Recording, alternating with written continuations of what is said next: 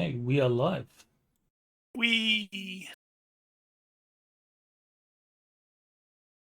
Hello and welcome. I am Ronnke, your GM, and joining me today in order of their character avatars, we have Rigel Kent. Hello. Gigaman. FX Engineer, and Mel. Nosh, our captain, is absent for this session and some subsequent sessions. I'm not sure exactly when he's due back. He talked back to that admiral. Yeah. Today we dive into a Star Trek campaign set in the original series era. We are using the very awesome GURPS system by Steve Jackson Games, and our VTT of choice is Fantasy Grounds. You can find this and past sessions on YouTube and as audio-only podcasts. The links are in the video description. If you enjoy our content, please like this video and subscribe to our Twitch and YouTube channels. Does anyone have some character business? I did actually. Yes, I mentioned it at the end of last session, but Lorian is going to end up spending a total of 3 points.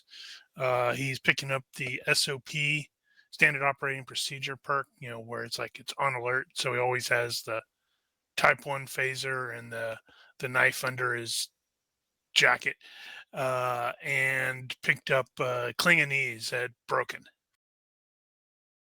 Should be fine. What about Dallas? Negative. Psylocke. Focus totality of his telepathic powers.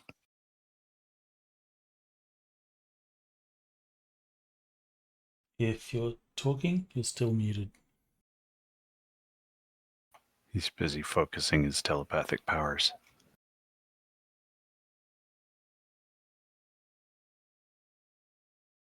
We really need to sort out FX's audio issue. One of these days.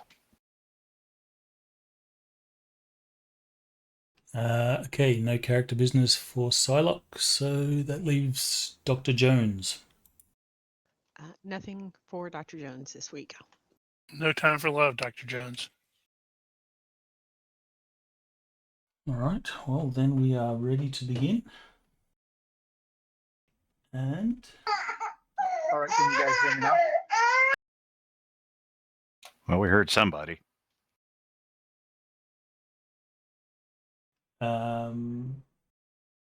Okay, we are ready to begin.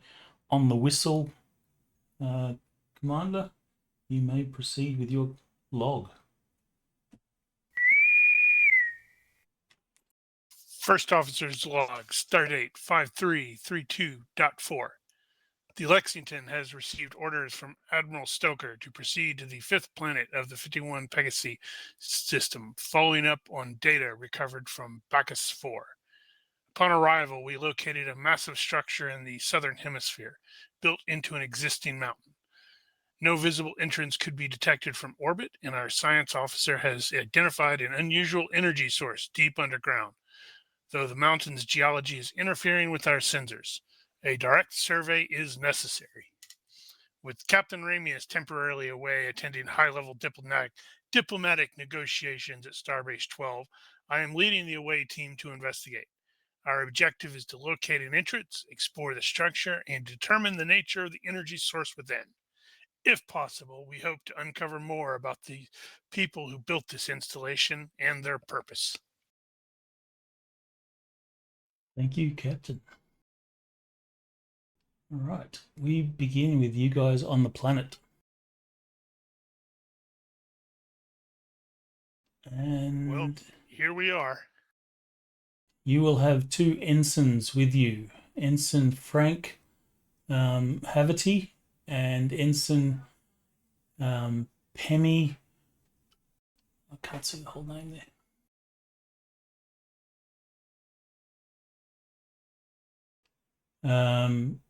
Cheveo Ran, an Andorian. You should come up with names that are easier to say.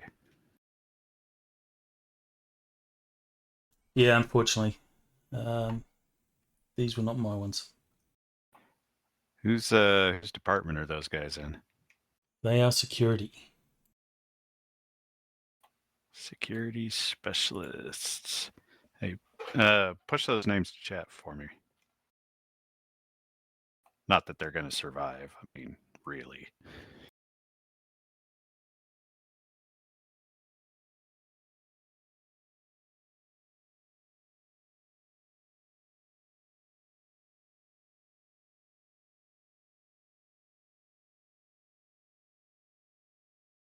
I don't recall the Andorian naming convention.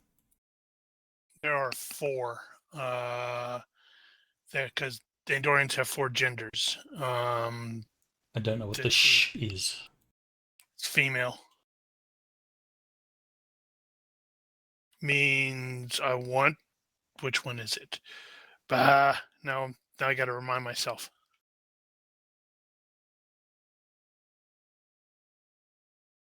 Yeah, because I know it's TH apostrophe is 1 because that was Shran in Enterprise. Think it is CH is also male, and then SH apostrophe and ZH, I think. I'd have to double check. All right, so your Andorian is female then.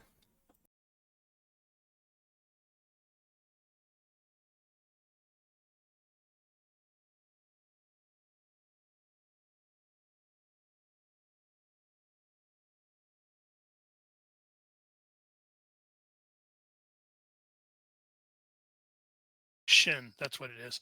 Yeah. So 2 of the sexes, Than and Chan, are approximately masculine, and the other 2, Zen and Shin, are approximately female. Cool. All right. So I will assume that you guys on your away mission will have your standard kit. So whatever that is, we can assume that you have it.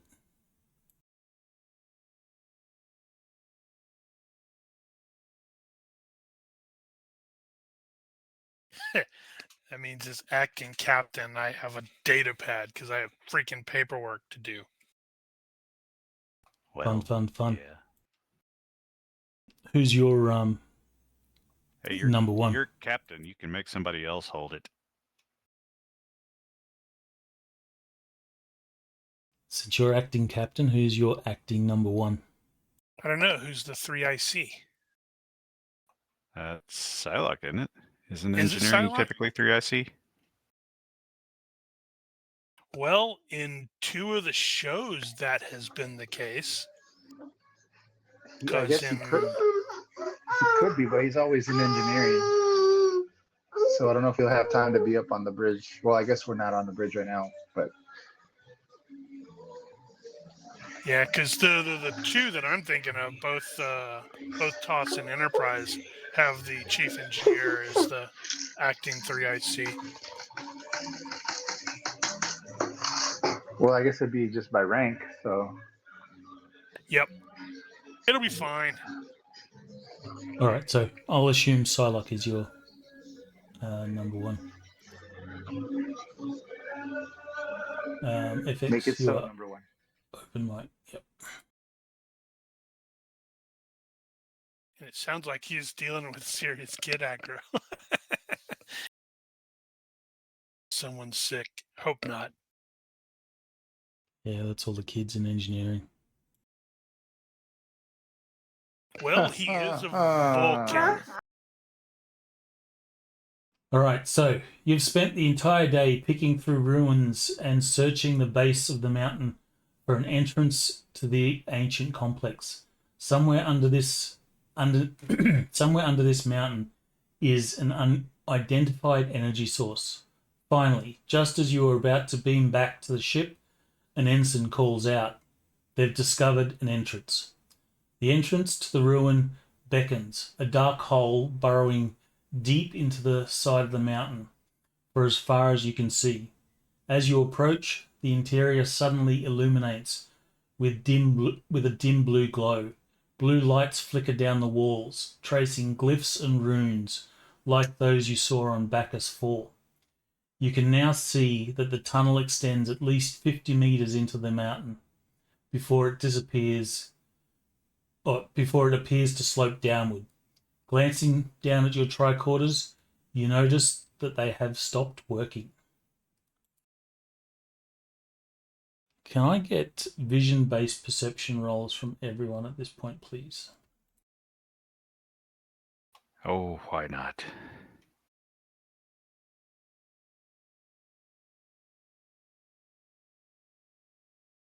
Yeah, we're going to have another one of these nights. Going to have all really good rolls to start with, and then they'll crap out toward the end. I only got by 3. That's not that great. Success by 3.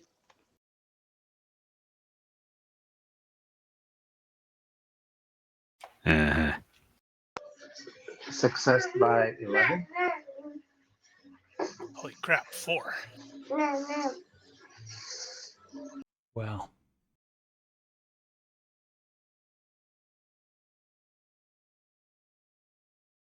Am I missing a map? Be right back.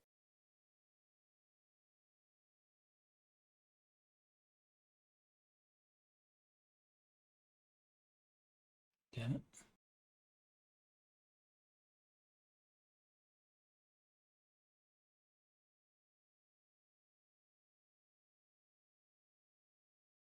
All right, so this is the corridor.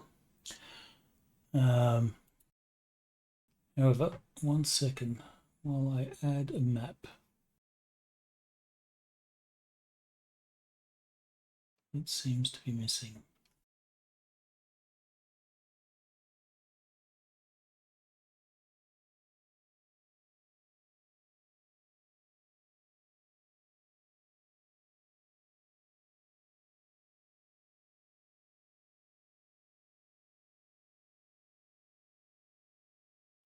Actually, it's not in the list. All right, so what are you guys doing?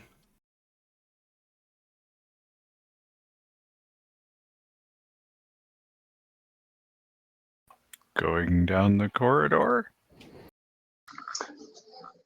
You said our tricorder stopped working. Correct.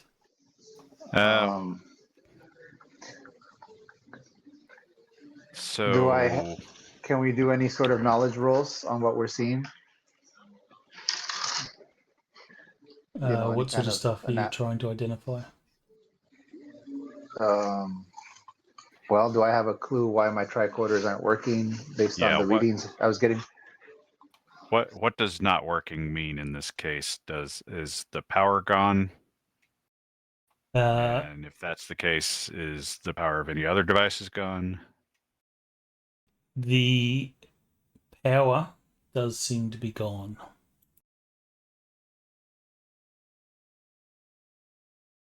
So does that extend to other devices? It does. Your communicator is offline. As it appears, your phasers are also offline. Of course they are.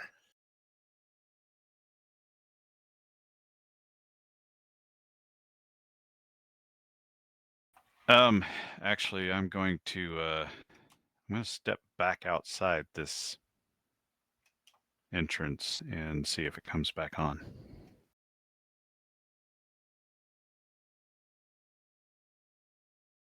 If you step out, yes, it does come back on. Some kind of dampening field. Fascinating. Then we need to report this to Lexington before we proceed deeper, so they don't freak out if we suddenly drop off the network entirely.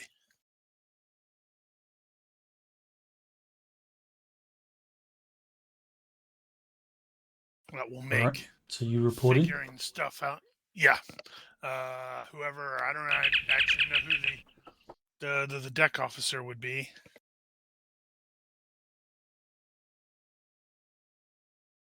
Since we basically took the 2 IC acting captain, the 3 IC chief engineer, and probably the 4 IC science officer, down with it, down to the ground.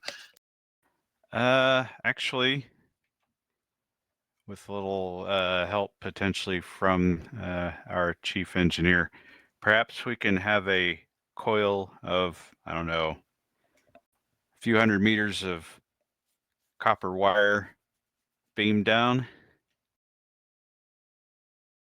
We could rig up a Morse code that would reach outside the field.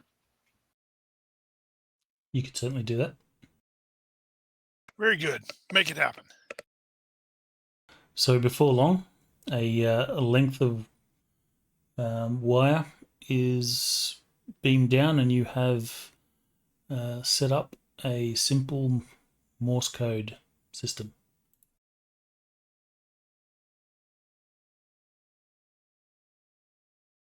So we'll hook that up to a communicator so we can check in.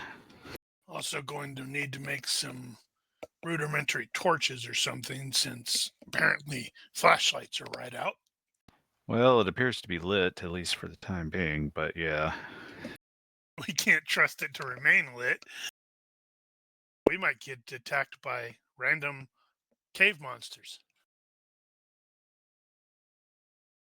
Well, it'd make it really hard for the film crew. I mean, never mind that. Uh-oh. I see TAC. That implies a map. Oh no. It's not a map. It's sort of a map.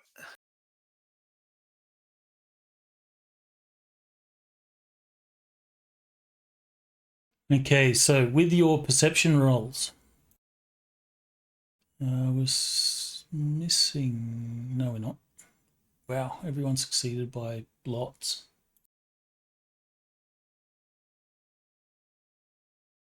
So after setting up your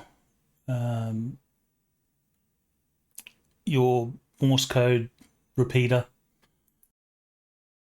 and proceeding to head into the tunnel, you will all notice that the sand seems to be shifting.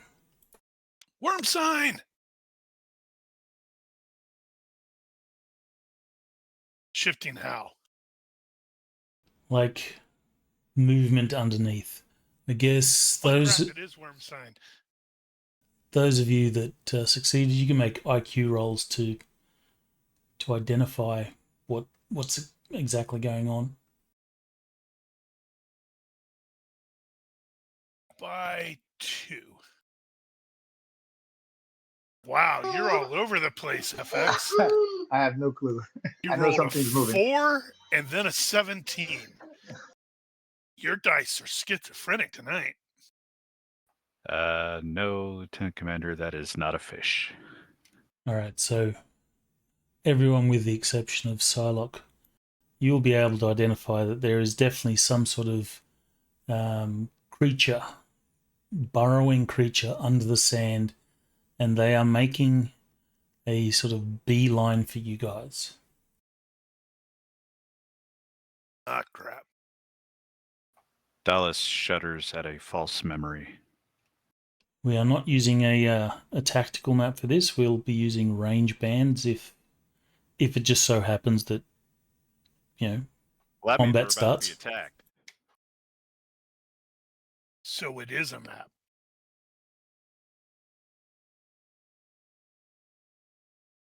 I was just about to roll the same thing.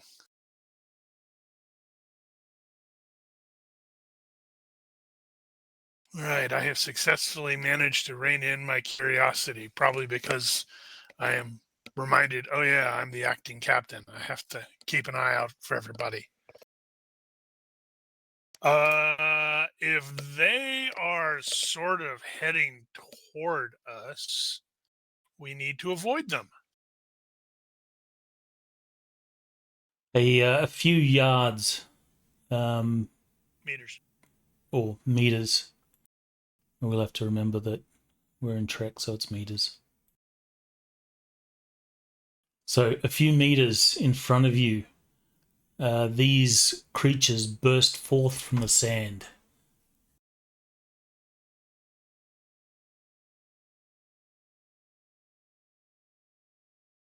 Uh-huh. Armored slug. Great.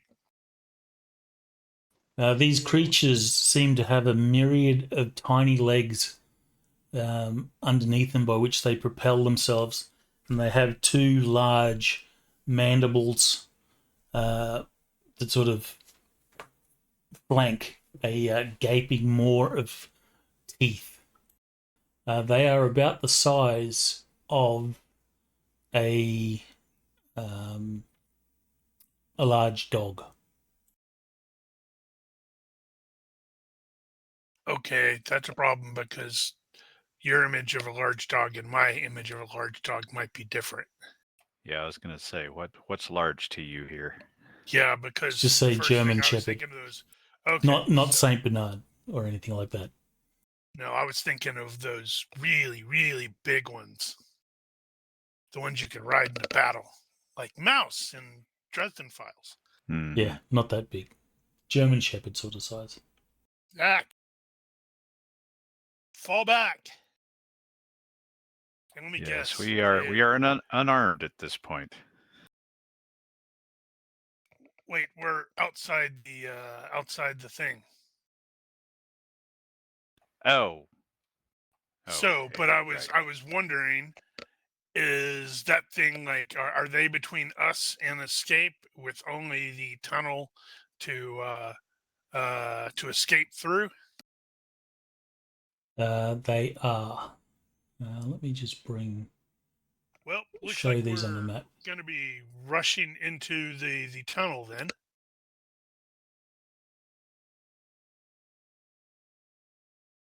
We should probably like shoot one or two. I'm presuming the armored slug is going to make the phaser useless. Well, I mean, it's got decent armor piercing. Does it? I believe so. I know the rifle has 3, but I don't remember what. I don't have anything on the pistols having armor divisor. No, looks like well, Disintegrate has 3, but the I guess the rest of them have 1, which is kind of weird that they put that on there. Yeah, what is 1?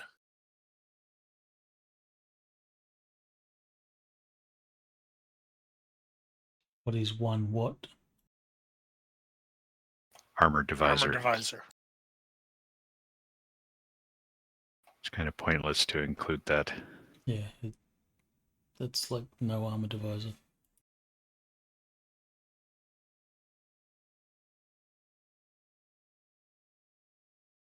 Right. So they are the closest are like 3 meters, which is short range band. So that's -3, I believe.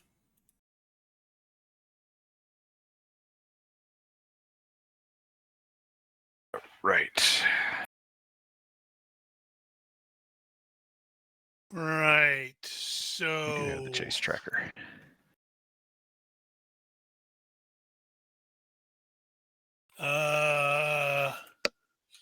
I'm the tactics guy. I need to think of that terms.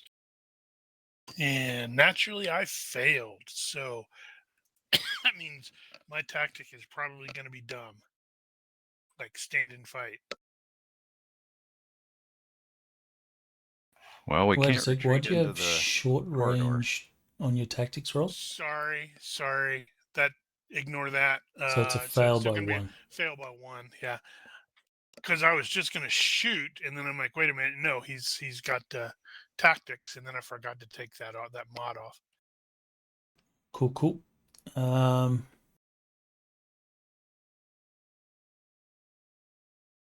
Okay, so that's a miss. Yeah, so I'm wondering what that's going to end up being in terms of it's a bad tactic. Maybe tell everybody to charge into the or withdraw into the tunnel, and then realize once we're in there, oh yeah, that's it. He's gonna accidentally tell everybody to withdraw into the tunnel, and then as soon as we're in there, realize, oh crap, this cuts out our phasers. That means we are without weapons now. Way to go, dummy.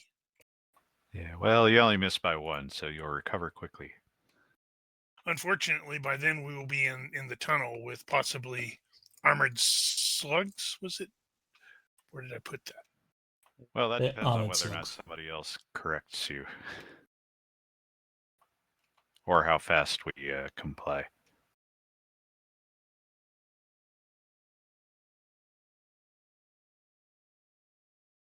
Well, Psylocke's gonna do an aim maneuver.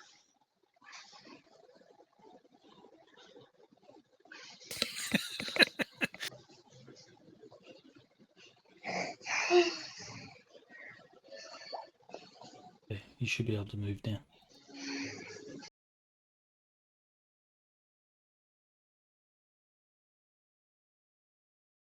All right, so Sarlacc, you're aiming. Advance the tracker. Yes, I'm aiming.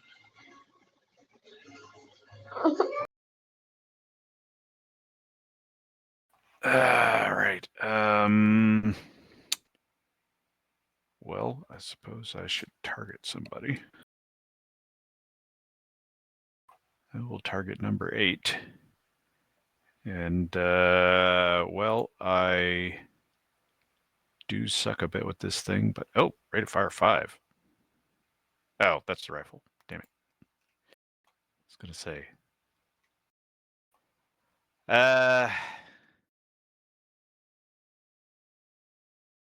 How fast do these things move? Did we evaluate that I yet? think we're about to find out when they tear apart the 2 red shirts. It may be a bit too late then. I'm going to go ahead and take a shot. Shots on goal. These are phasers, so we got lots and lots of shots. But I think I am going to use Disintegrate here because, yeah. So, 3 shots at that thing. And I need range. Range, which is going to suck, which means I'm probably going to miss a bunch. Yep. Maybe I'll attract its attention. Actually, I'd rather not do that. All right, so you will vaporize some sand around this creature. Dr. Johns. Maybe a little intimidated. Okay. So she'll take a step towards the tunnel and target armored slug 8 and take a name.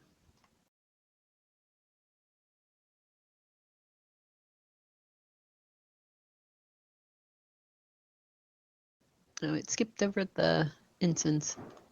Is that supposed to do that? The ensigns are slower on the tracker. That always messes with my head. So you guys can't see their basic speeds, right? True. Would you prefer to see it or not see it? I mean, do we really Which get means, anything out of not seeing it? well, it means it's harder to coordinate because you don't know who's next in the turn order.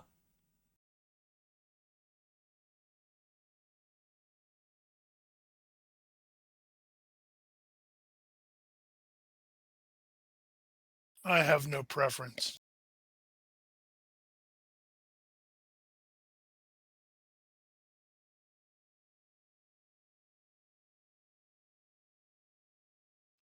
I'll just leave it like that for now.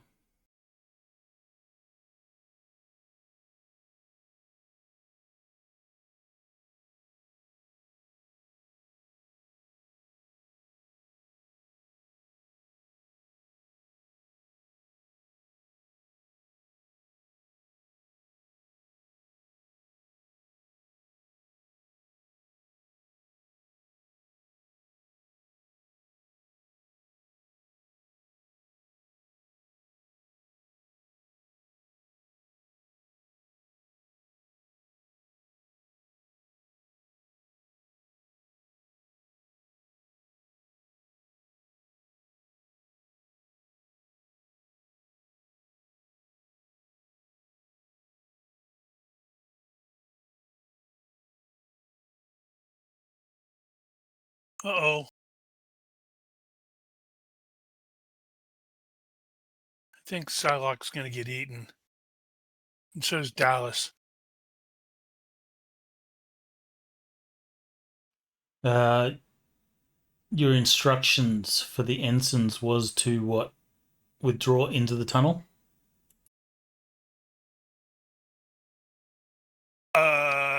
Yes. It wasn't just for them. It was mostly for everybody.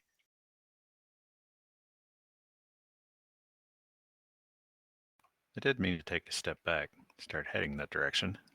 All right, No, so you're going to get eaten. We're going to sacrifice our chief engineer and chief science officer to them. So from now on, you guys have to play the two red shirts.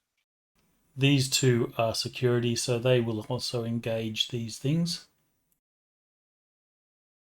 Frank is going to shoot the one that's in front of Psylocke.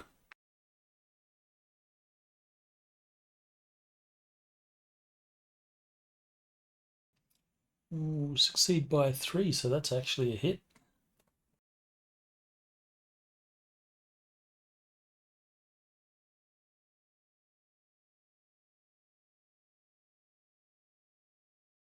All right, so the phaser blast hits the slug creature.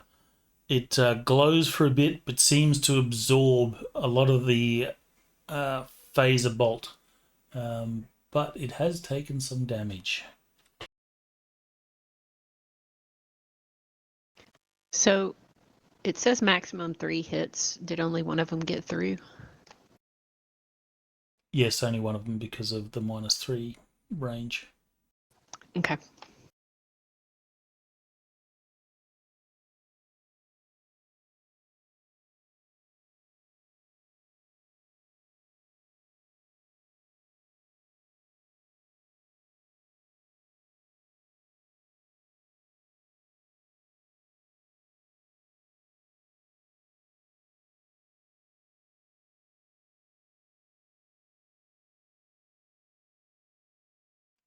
Okay.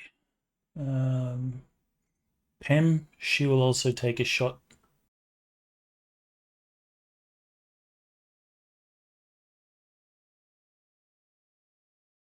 However, she will miss.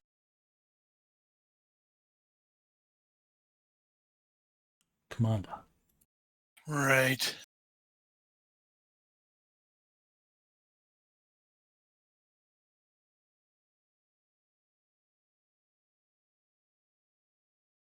$3 That's -1. Right. Using right. Duh.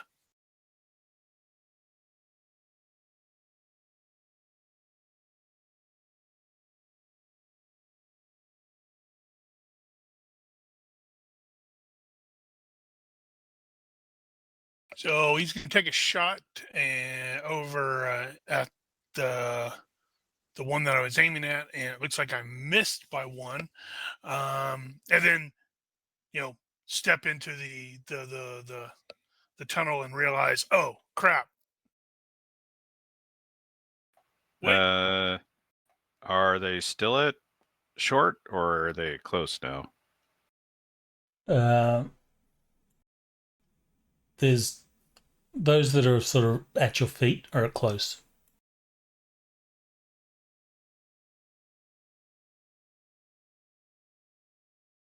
All right. What is close to 0? Yes. Mm-hmm. Okay, so that would have been success by not. That wouldn't have been a fail by 2, I guess. Which with the recoil, that would be 2 possible hits. Okay, well, these don't dodge, so do your damage.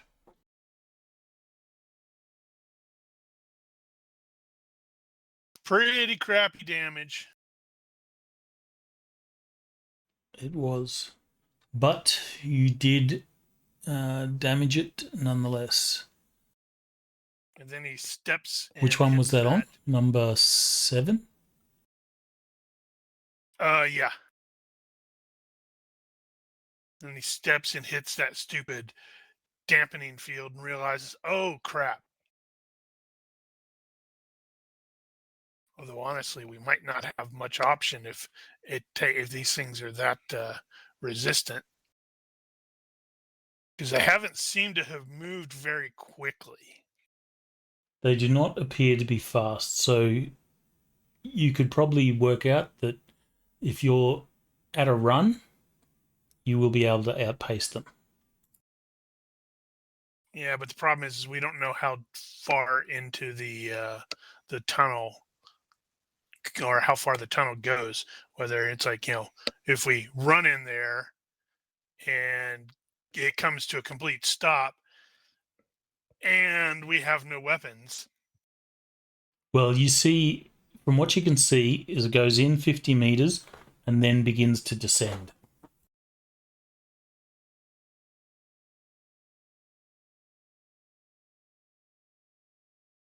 So it's a fair distance at least. Yeah, I don't Alright, like advance the charging tracker. madly. Yeah, I don't like charging madly into the tunnel right now.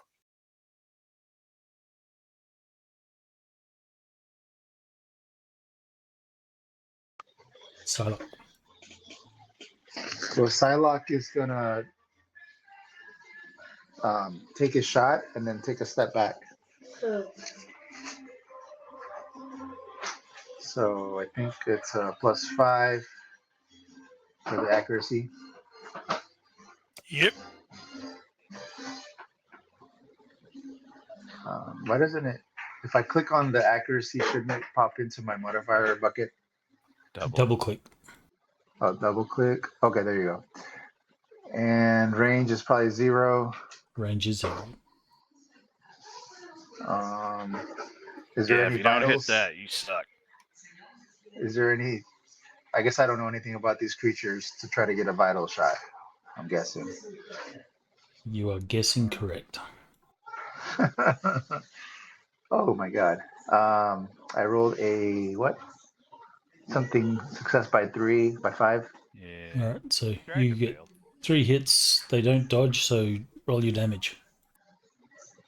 Just roll 3 times. 3 times or once. The GM will like you more if you just roll once. But now the But GM that's hates you. super lame. 9, 15, 14. Burning damage. On number 6. Number 7. Let me and I want to take a step back. I don't see my map. What did I do with it? There it is.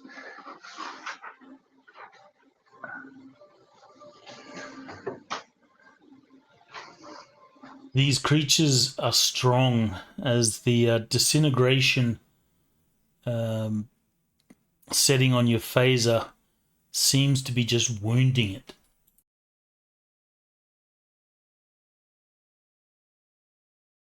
Advance the tracker, Silent.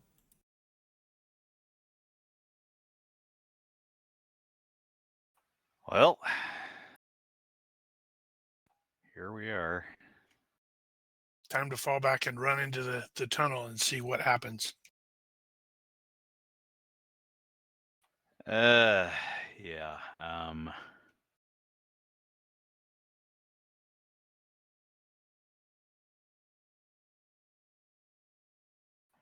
Yeah, we'll start with the shooting and the stepping back, and then we'll deal with the running. Okay. I don't have any modifiers at this point other than just the basic shot. So 3 downrange. Here we go. That actually worked out. Nice. Do your damage. I'm gonna make the GM hate me.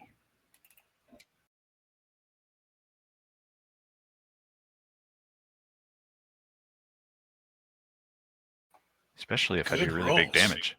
That's some nice damage. Was that 47 points? -9 Well, no, that's not right.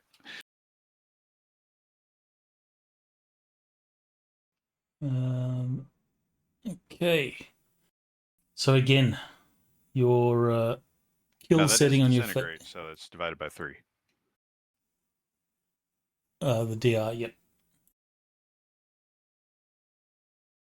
So the again, the phaser burns, but the armor seems to protect these creatures. I guess you could roll a d6 to see if you hit vitals or something like that. That's fair. And I don't have that one here. That's a shame. Yeah, just roll a damn d6. Nope.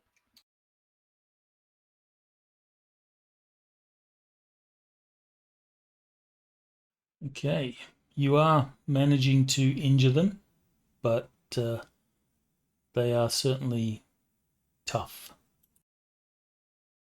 They don't stop eating Jones. each other. Okay, so 2 yards is how much of a range penalty? Is it 0. none? Okay. So she'll do her roll.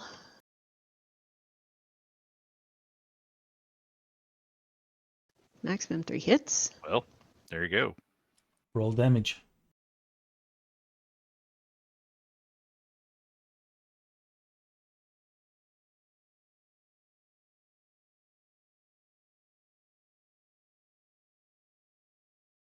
And vital row dice. Go for it. So close.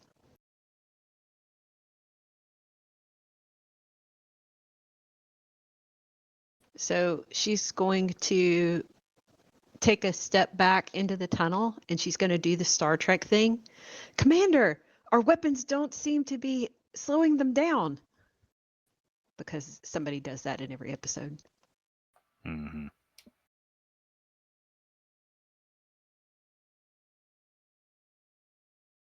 Maybe our red shirts will.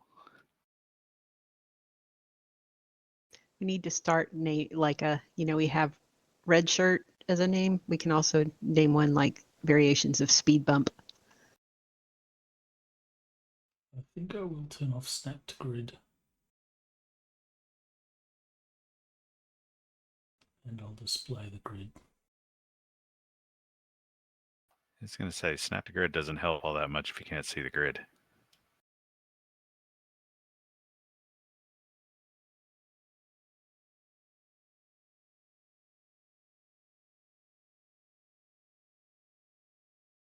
Because your ensign is getting mauled. Maybe.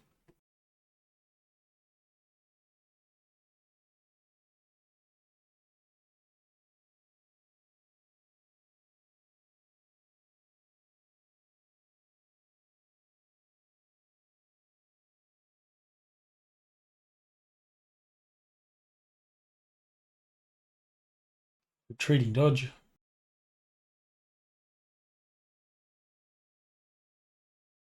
Ooh, lucky. The retreat managed to save him.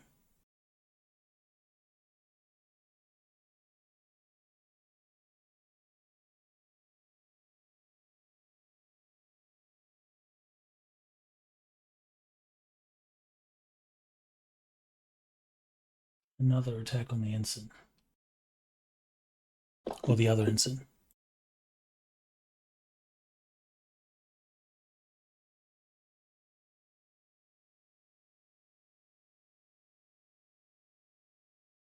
Also retreating. Wow.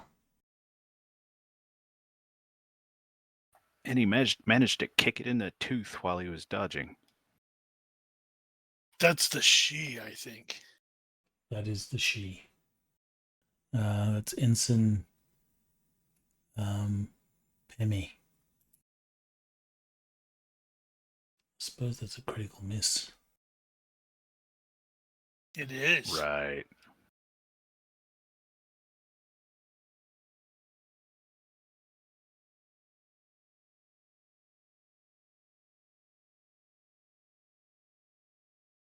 All right, its mouth turns in its face.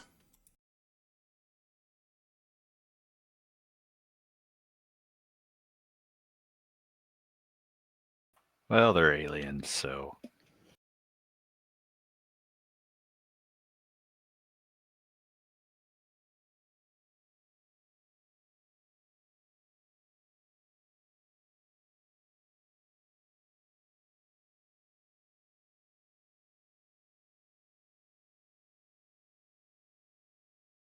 Yeah, at this point, we're going to have to fall back and run.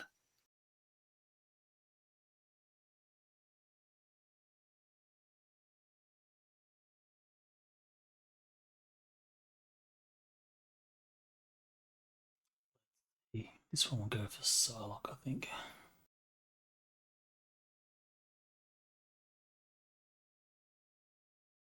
By the way, these are all-out attacks.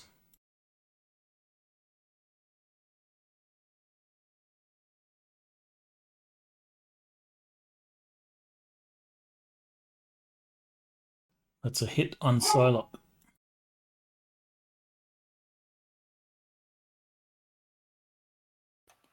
he may have buggered off. Psylocke, you'll need to do a defense roll.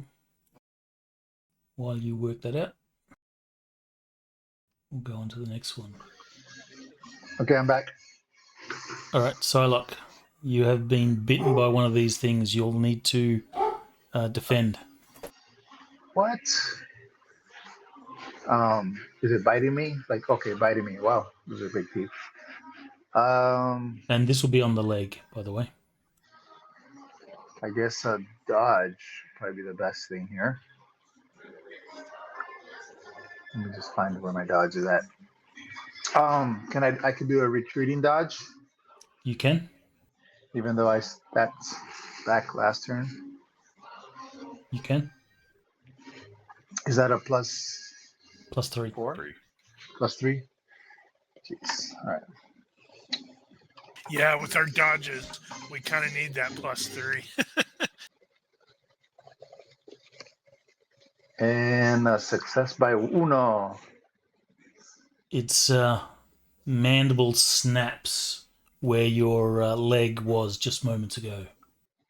Oh my god. Yep.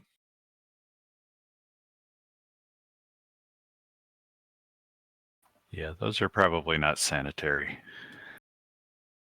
All right, this one is able to go for Psylocke as well.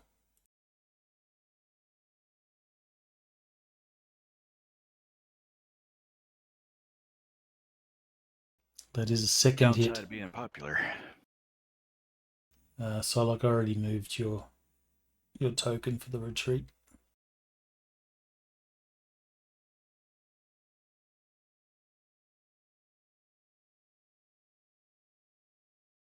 So, Psylocke, you'll need to make another defense roll. You cannot retreat this one. Time to feverish. While you So work feverish out that. defense. It's a +2, right? Yep. For 1 Yes. defense. All right. And let's do the dodge. Ooh, what is that? Failure by 2. Oh no, he lost his leg.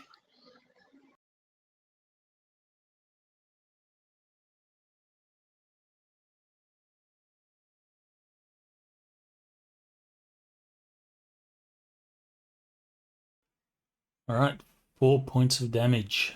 PI plus. I think PI on limbs is not multiplied. Yeah.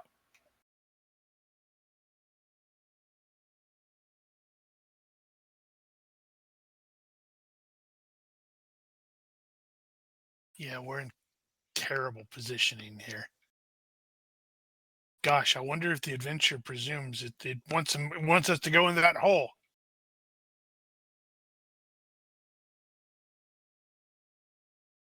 All right, so the one that Dallas you shot at, it has been sufficiently wounded that it doesn't feel like it wants to fight anymore. Or eat anymore.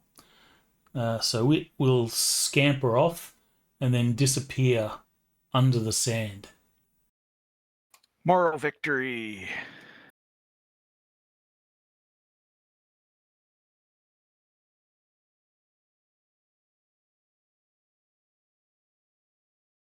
All right, so this ensign is going to have a shot at the one in front of it.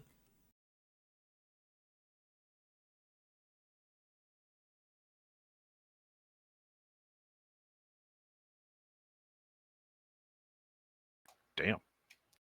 The ensign is going to be good to the GM. Only roll once. Come on, Ensign, you could have rolled 2 more times. Or, rolled a really good one. Maybe we should have a compromise rule where we'll roll 3 times and you take the biggest one and multiply it. No. If you roll 3 times, That's a fair I'd be willing to take the median. And you're already complaining about doing math. You want to add medians into there.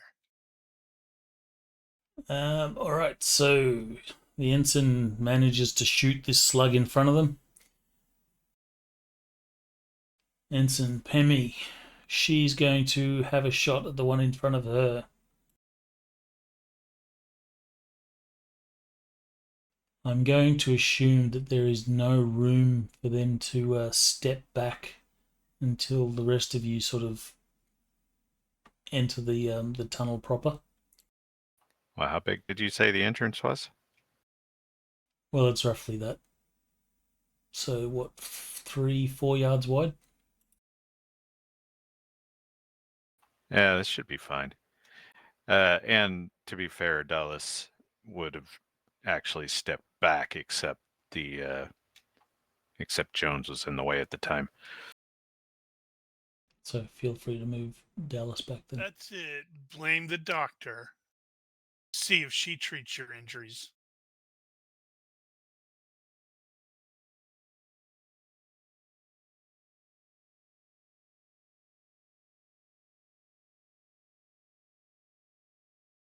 Commander.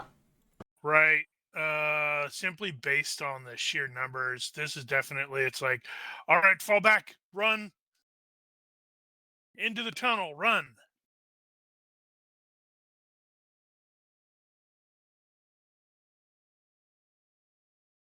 He's only going to also take a step there because he's going to be pulling up the rear with the 2 security guys.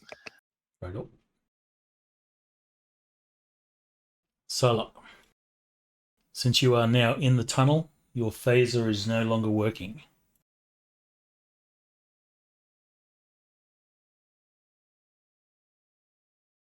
Wow. Good thing that Doesn't wasn't matter. called for.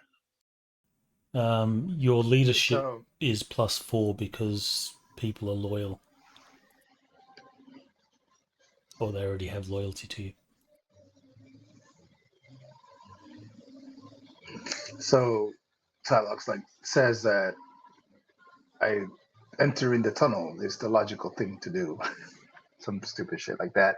And then he runs in after the commander. Well, the commander only took a step, but he did tell people to It'd be like run. a step or 2 sort of thing. Okay, then he'll take a snapshot. Phaser doesn't work in the tunnel, remember? But I'm not in the tunnel yet. He'll pull the trigger. Well, you pull the trigger and the I'll phaser take a doesn't snapshot work. before, but I will pull the trigger before I go in the tunnel because I haven't gone in the tunnel yet. Right? Didn't we just say that? No, you're in the tunnel.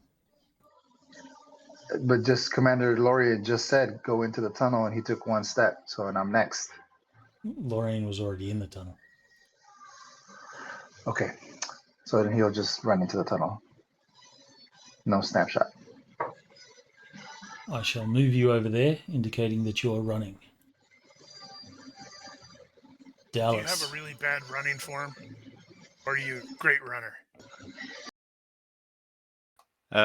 Dallas will slap or not slap, pat the red shirt on the shoulder, indicating that we are moving and to peel off, and then he will turn and go. Now, how many of you actually have the running skill? You don't really need the skill. Jones will do as ordered and run. Okay, here's my chance to Now, I've kill an ensign. seen Amy Pond run. She's not a terrible runner. I like Sarah Michelle Gellar. Not like Sarah Michelle Gellar, who could not run at all. All right, this slug is going to have a last go at Lieutenant. What is it? Wait, you got Haverty. promoted? Oh, sorry, Ensign Haverty. He thought he was promoted.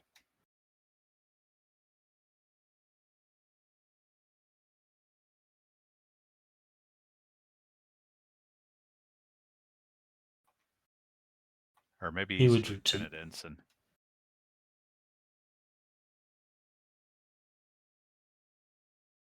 This slug will have a go at Ensign Pemmy. Ooh, or Steven Seagal. Remember how terrible he is as a runner?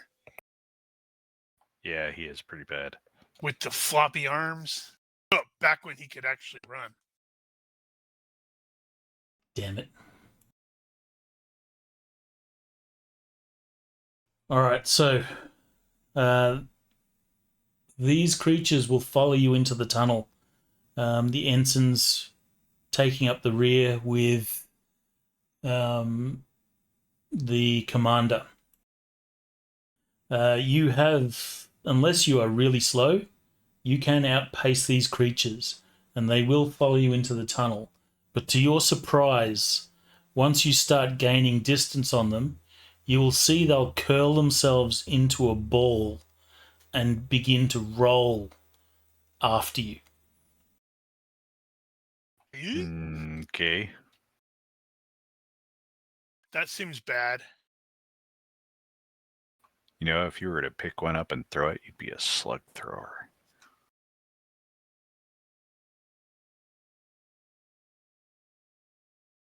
Okay, so I'm going to require a dex or running roll from everyone.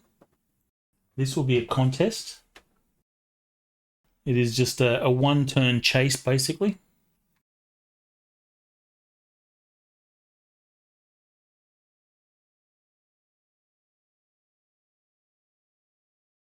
Running, success by 2. Damn, Dallas, you tried to fail.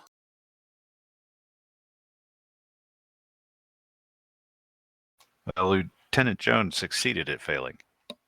Yep. And so did Lieutenant Commander Psylocke and Ensign Haverty. They're going to get eaten. So fail by 2 versus the slugs. Well, they can't really run because they're rolling. So I'm just going to roll the dex. How many we got left of them? 7. They probably can't see where they're going either.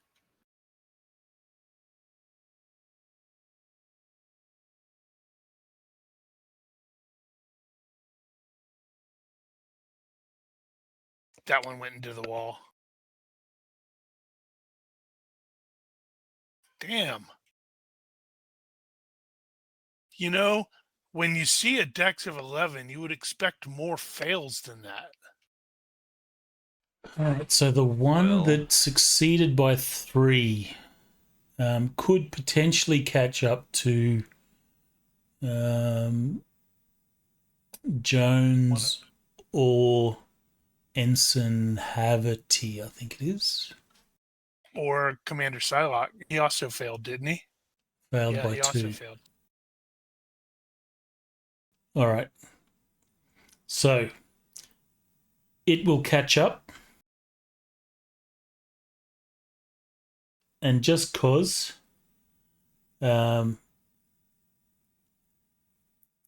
this slug will manage to get hold of Ensign Havity and yeah, okay. will dig its mandibles into Havity's leg. Havity will sort of fall, allowing the others to catch up, and then they all begin to sort of swarm and pile on top of Havity, and you can see within Get a gory discretion shot. So the camera focuses on all of us going, oh! You can see there's nothing that you can do for Havity, and he is devoured by the creatures.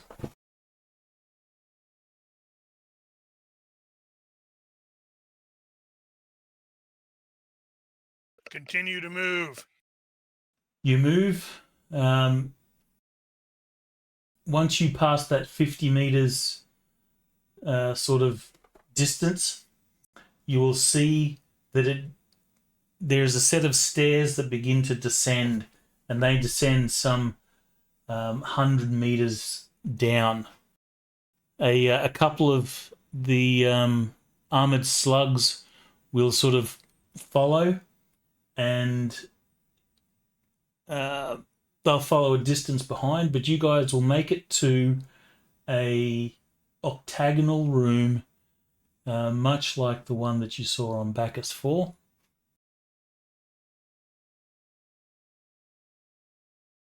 I have an image for you.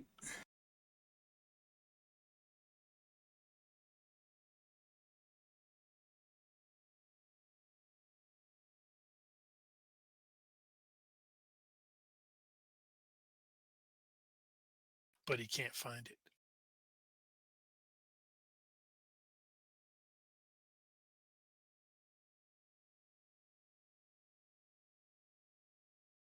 You sort of run into this room, take up positions to engage the rolling slugs, but you see they stop before they enter the room. And they sit there unwilling to proceed into this room. And they just wait, sort of blocking the exit from here.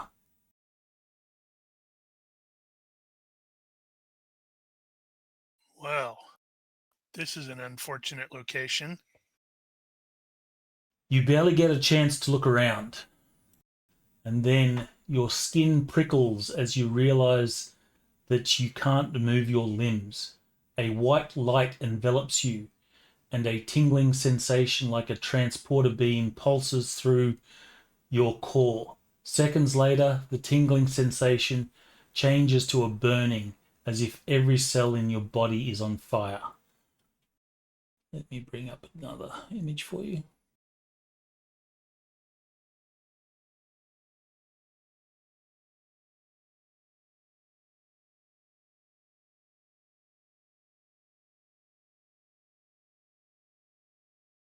Uh-oh, we've been abducted. I think we're about to get experimented on.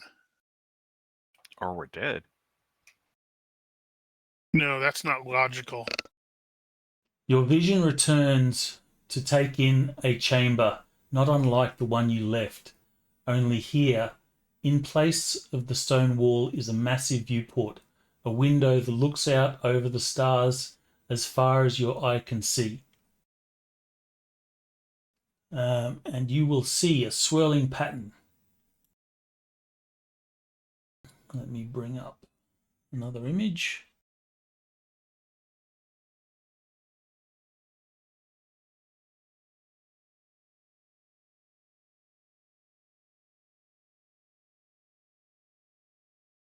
It takes your mind a moment to comprehend that you are looking out over the Milky Way galaxy. Murmuring voices interrupt your reverie, and several people enter the chamber from one of the archways on the wall opposite the viewport. Tall and slender, the creatures have largish heads decorated with coral-like growths on both sides. They wear long flowing robes of muted yellow and greens. The aliens huddle near the entrance, watching you and whispering to one another. After a few moments of urgent discussion, they turn towards you, dropping to a knee and bowing their heads. The alien closest to you, wearing yellow robes, more ornate than the rest, spreads its arms and looks up, speaking. Welcome, messengers. I am High Curati Mahiron. We honor you at your return. Let me clear some of these images. Dr. Jones is going to do a tricorder check and see if the tricorders are working again. Your tricorders are indeed working again, and so are all your other things. This is Right. great. I suck at diplomacy. I'm the guy in charge. Lorian is gonna step forward, and immediately it's like, I'm Commander Lorian of Starfleet, and these are my crew. May I inquire as to where we are?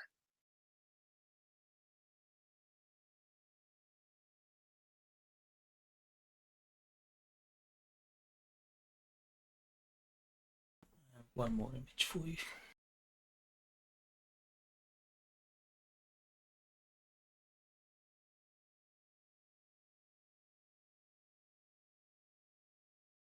Ah, that's curate.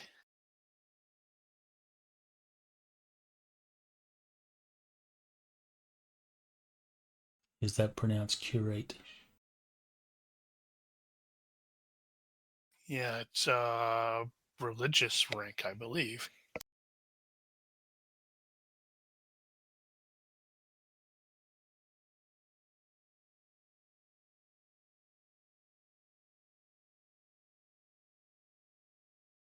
Yep.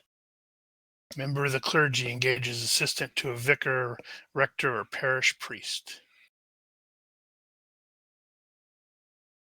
Okay.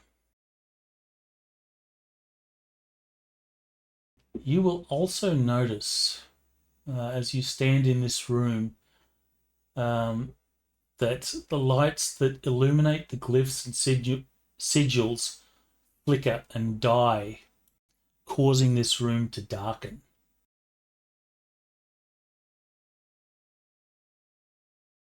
If someone has a tricorder, they're welcome to tricorder it. Yep. Dr. Jones is going to actually try to do her medical tricorder on one of these guys. Well, yeah, we better tricorder everything before it stops working.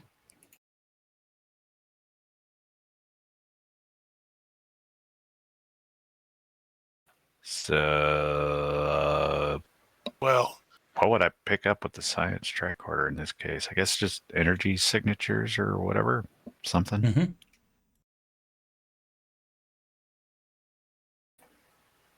Can't remember, is that scientific or sensors? Electronics help sensors.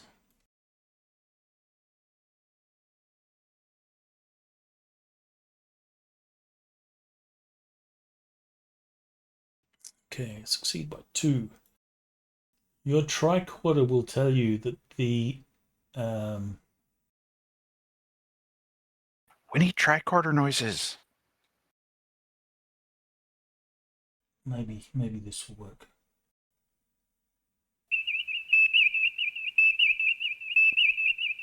that's not a tricorder noise. I don't remember what the tricorder noise is, but I can look for it.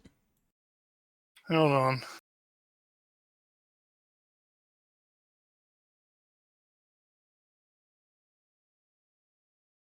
So the tricorder will tell you that the flickering and dying of the glyphs and such appears to have been the result of an energy surge, possibly caused by a short when the transport took place. Is this link? That is Trek Core audio. You will find all the sound effects that you need for Star Trek. I don't see a tricorder.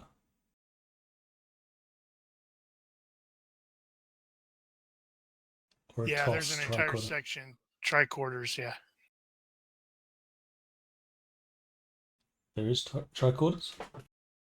Yeah, just search for tricorders. Oh, It's okay. a whole section now. Oh, this near page the is bottom. huge. Yep, I said all the sound effects. Sweet. All right, we're going to have tricorder sounds next time.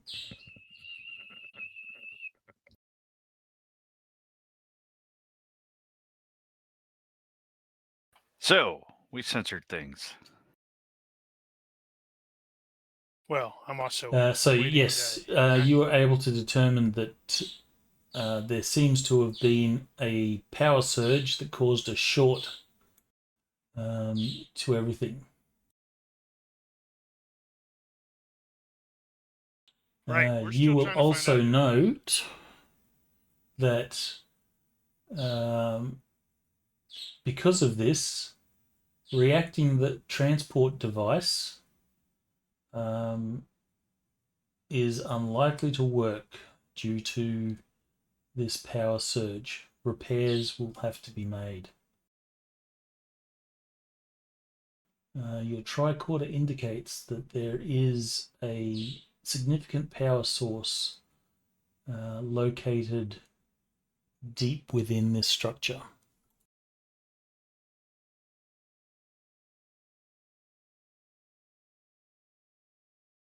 Okay.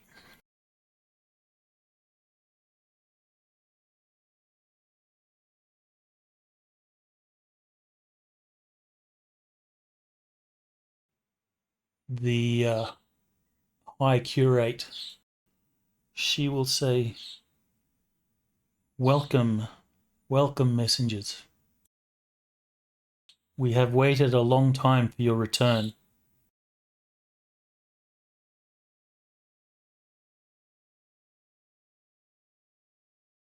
I will need some additional information on that, but where are we, please?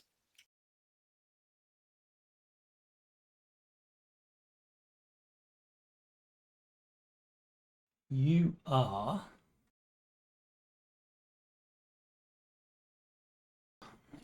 at the habitation. This is where we live and conduct our task until the messengers return.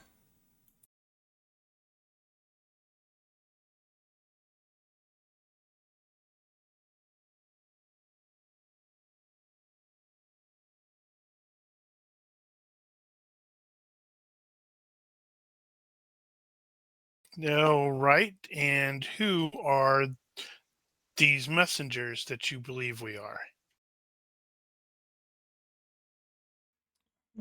You are the messengers. We are members of Starfleet. Oh, of course. I understand. And briefly explain, we were in a underground thing, and then we were transported here.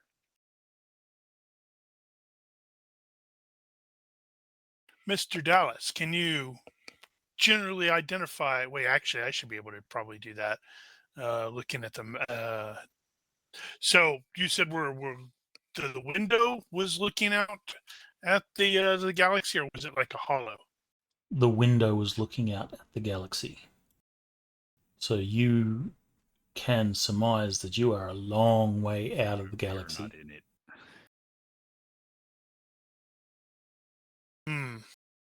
Well, this is unfortunate and unexpected.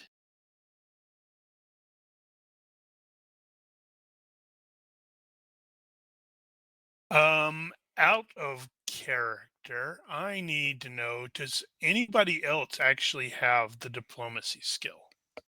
I know the captain was our principal diplomancer, but I'm unsure if anybody else actually even has it. I don't have any social skills. Maybe I should get some. Well, he is a Vulcan after all. The doctor Dallas does not. Okay, I guess Dallas is it. Yeah, It's only a 12, but I got it. yeah, well, I'd have to spend 2 points to get that.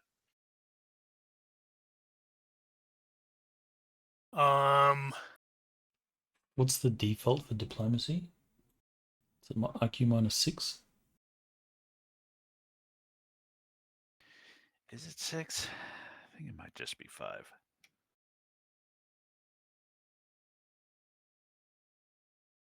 So it looks like my default would be 7. Good times. I didn't need Well, that's not diplomacy typically as a your Marine. job. No, I didn't need diplomacy as a Marine. Yeah, it is 6. I just needed to know how to eat crayons. Instead of rolling actively for a skill, maybe you could do a reaction roll. Well, in this case, your reaction is kind of predetermined. Yeah, we're not trying to influence them here, just asking questions. Oh, I was trying to. Oh, okay, never mind. Mahiron, she will say, there were signs of your arrival. A proper reception awaits. Please follow this way. You said she's speaking to us and we're understanding. What language is she using? Universal translator language. So Right. did Dr. Jones' medical tricorder scan turn up anything about these creatures biologically? Okay, they do not match any sort of DNA of known races to the Federation. They are definitely organic, unlike the guys in the I think first adventure that were engineered. These are not that. Right.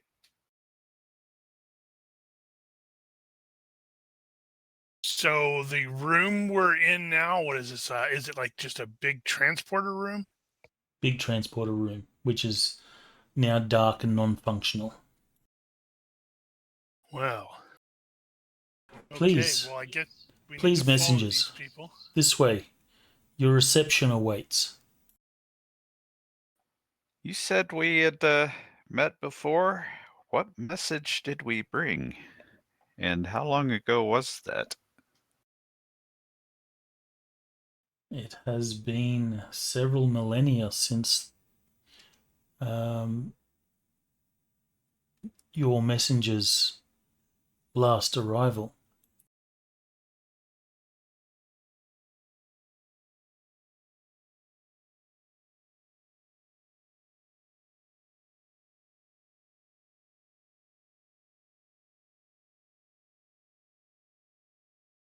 All right, so I assume you follow? Yeah, we need to find. We need to get more information. All right, so you are led into a large chamber. The walls and such of this structure resemble that from the previous locations that you've been to. Wait, hold on. Wasn't Psylocke injured? Psylocke was indeed injured. Right. So definitely need to point that out to Dr. Jones. Yeah, She had made note of it. She was going to wait for things to like stop happening before dealing with it. All right, so you're led into this this large chamber. There is another viewport in this chamber, and it is also a view of the galaxy. There are several throne-like chairs at one end of this room, and in this case there are 6 of these chairs.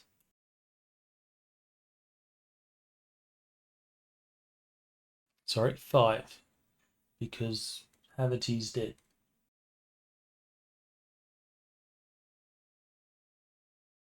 So the High Curate gestures you into the room and says, food and entertainment have been arranged for the arrival as of the messengers, as is protocol. So you are gestured to the throne-like chairs, and then there's a number of less ornate seats around the place where the High Curate and other members of the Curate will sort of take a seat. And you're basically sitting in a large feast hall. There are several long tables covered in a wide variety of food. There is fruit and vegetables and a variety of dishes which all appear to be vegetarian.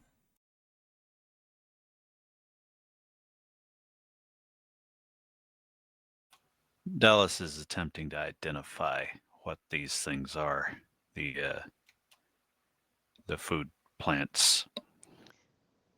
Jones will scan the food for like known diseases, poisons, any other substances that would like make them unpalatable.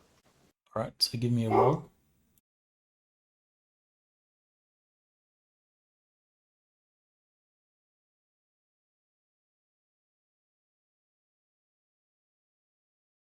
As far as you can tell, the food does not have anything that would be considered poisonous to your physiology. Are they recognizable? They are not recognizable, but they appear to be roasted vegetables. There are a number of dips, and there's like pureed fungus.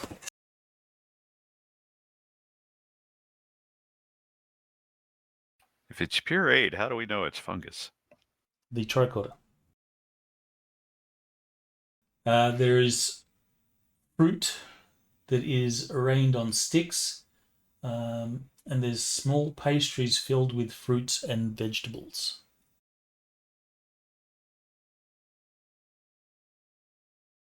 Your hospitality is most appreciated, but we need to clear up this misconception. We are not messengers in the apparent context that you would seem to have. We are members of Starfleet who have been brought here mistakenly. The High Curate will nod and say, "Of course, I understand."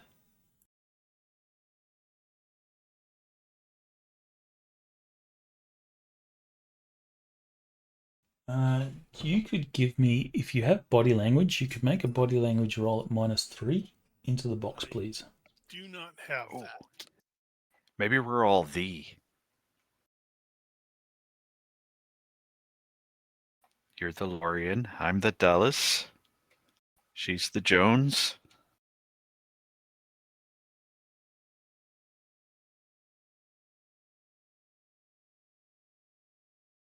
Yeah, that I think the captain may have been one of possibly the only ones with body language. Jones has it. I rolled. She also has common sense. Let me look it up, but that may be something that might be useful. Sure. So the high curate will sort of gesture, and then entertainers will enter the room, and music will begin to play, and there is entertainment for you as you feast. The high curate, even though you sort of continue to ask questions and such, the high curate seems to be unwilling to answer these questions at this point, and is more interested in entertaining you guys, seeing that you are looked after, and everything is good for you.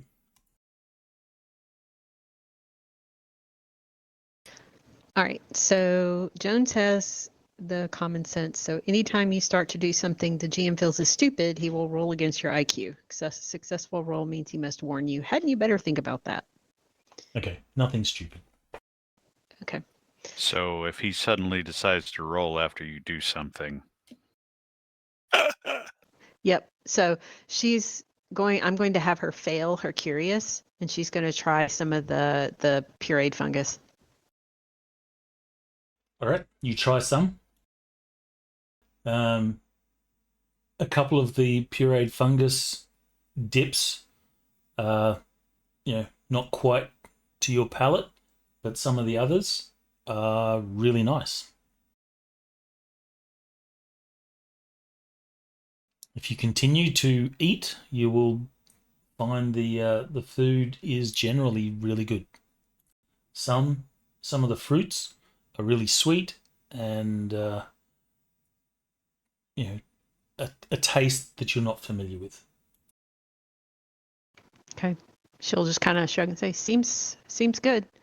And then she's going to all right, Psylocke, let me see that leg. And she'll try to patch him up.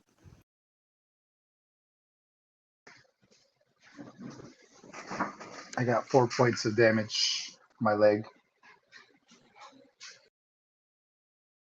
All right, so she has her kit, so I guess that's what, a +4? I think it's +2. But roll on your first aid or your medicine, and if you succeed, then you can roll a d6 +1.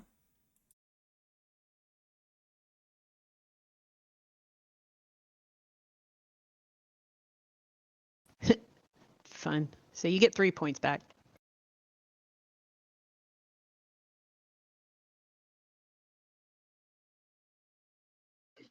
I'll adjust that for you. Thank you.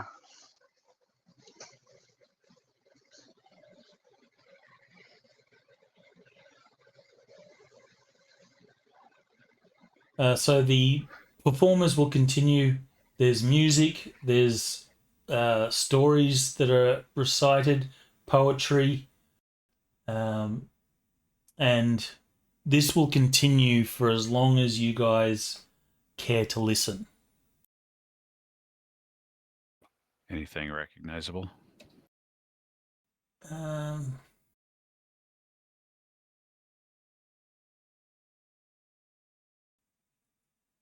Not necessarily, but you will learn a little bit from.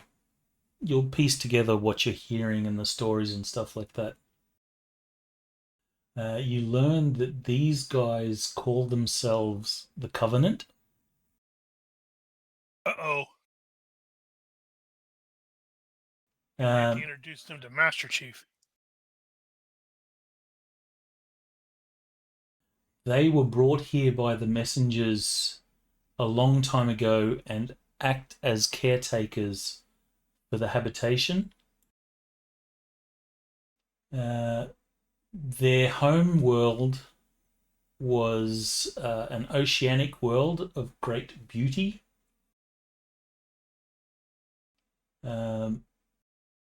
The gods of the Covenant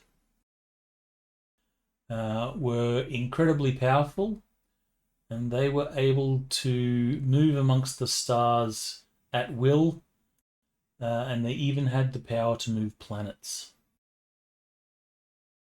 There are hints that at some point there was a war amongst the gods.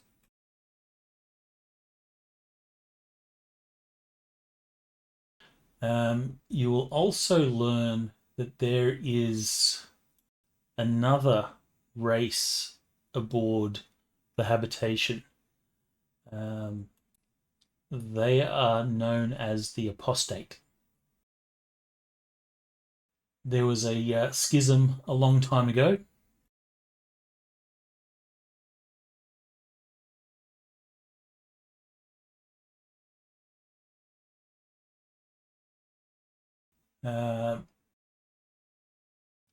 There is also, time. This is over a length of time. Anyone that is sort of curious and probably science inclined will go and have a look at the view of the galaxy. Not science inclined, but definitely curious. All right, so you will see that the viewport is actually interactive. So you can touch it and you can zoom in.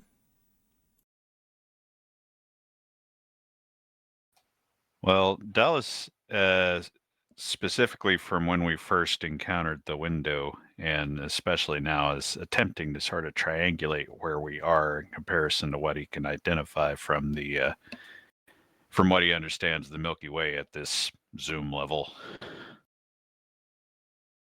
I'm sure navigators from this period are probably a bit more familiar with the particulars. Give me a science roll, please, Dallas.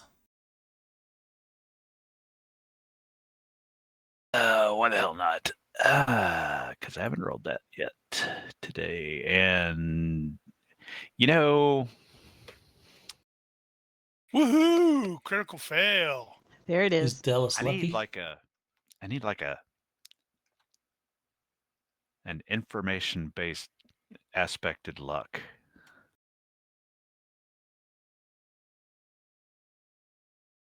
Okay.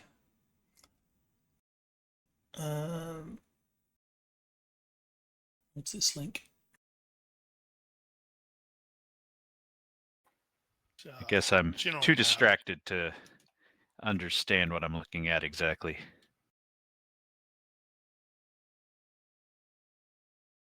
All right, but your mind is still blown away as you find you can zoom in to actual stars.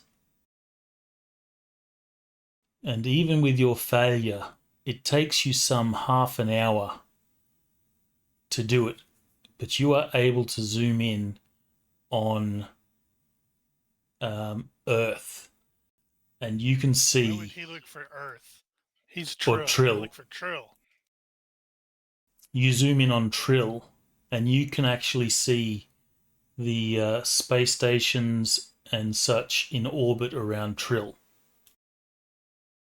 So it is current day.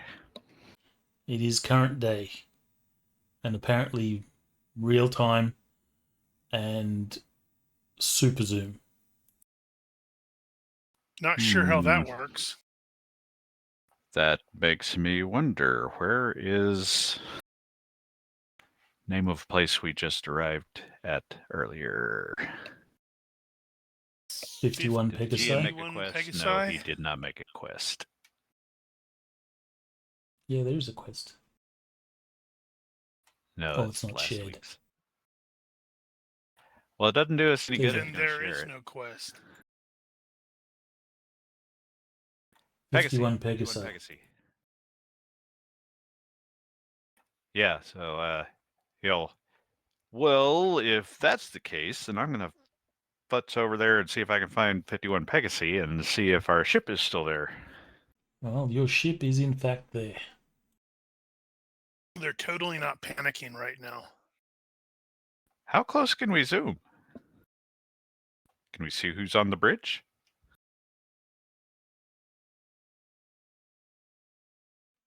So if that's what Dallas is going to do, he's going to get totally sucked into that. Dr. Jones is like, where did the captain go again? We should see if we can find him. I'm a little more interested in, how do we get back? All right, so you are able to zoom in to the ship, but not much further. So you can't see who's on the bridge. But you can zoom in enough to see the ship in orbit.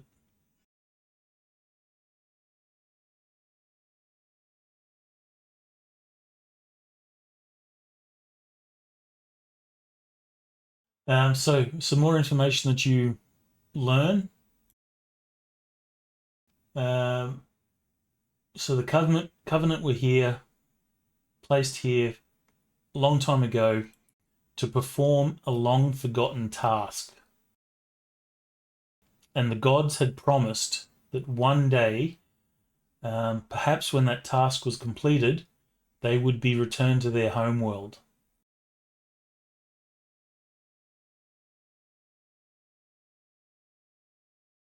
You'll also learn that the habitation is built inside an asteroid.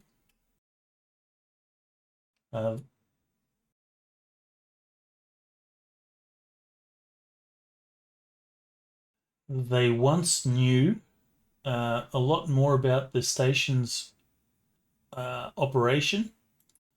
However, tragedy long ago caused them to forget much of their purpose. And some fear that they have been forsaken by their gods.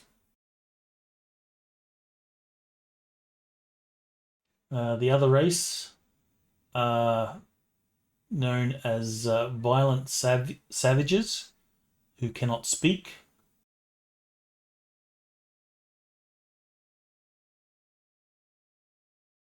And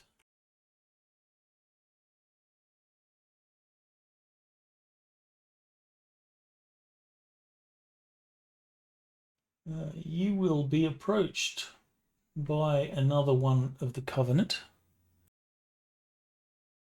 It looks like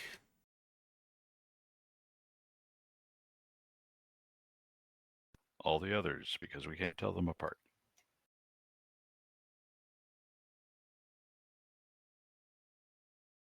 What are you talking about? I can.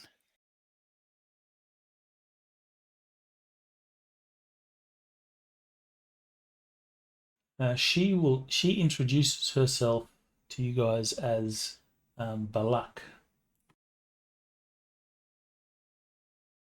Peace and long life. Give her to all. Oh, I forgot to mention that you guys have noticed that the every now and then the lights seem to dim and flicker, as if things are not operating properly.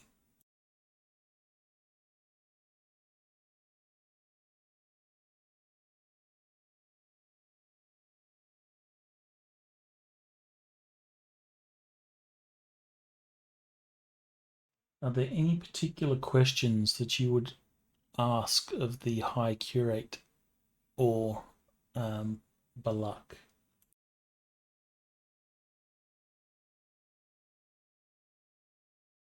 Probably easier to figure out the ones we don't ask. I'm trying to figure out what we're trying to do. I mean, we have to definitely do the for the prime directive stuff, do the whole, hey, we're not messengers of gods. I don't know why you guys are thinking this. Well, I think our primary concern would be finding out how we're going to get back, and then the secondary is probably identifying who these people are and following first contact protocols, since I'm assuming this is a first contact situation, even though they say it isn't. Yep. Every time that you mention that you're not the messengers, it is, sort of hand waved away, and the High Curate will say, "We can talk about such things later. Right now, it's a time for you to rest and enjoy yourself."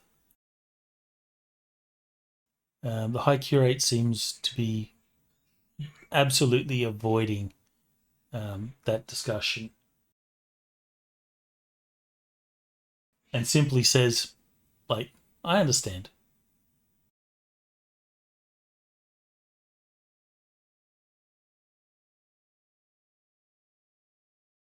Can someone give me whoever's probably doing most of the talking can give me a reaction roll, please? Add whatever bonuses you think might be appropriate. Who actually has the con of the ship right now? Don't know.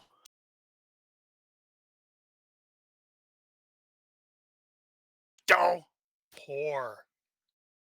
It's because I'm aggressively blunt. Actually, since you're all sort of mingling, it's probably best to roll. Everyone do a roll. And this will see who is the most approachable of you. Well, since Dallas actually has the diplomacy skill, he will use it to get a good result. It seems they are culturally similar enough it should work. I should have tried that, even though I've only got a 7. And I am diplomatic. I'm not.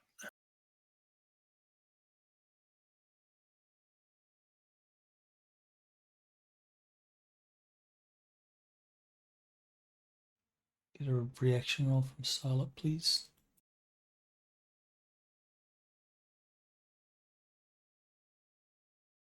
Oh, sorry. I didn't know you wanted everybody. Reaction roll under where? On the main tab of your character sheet, And, you got reaction sub-tab. oh, I see it. We got some modifiers. Do they care I'm not about sure honesty? Yeah, I'm not sure if that it's actually gonna, any of those are really gonna apply in this case. Yeah, I don't think any of them will. They don't like me. Hey, Alright, you're so right there Dallas. with me. They don't like either of the Vulcanoids. We see how it is.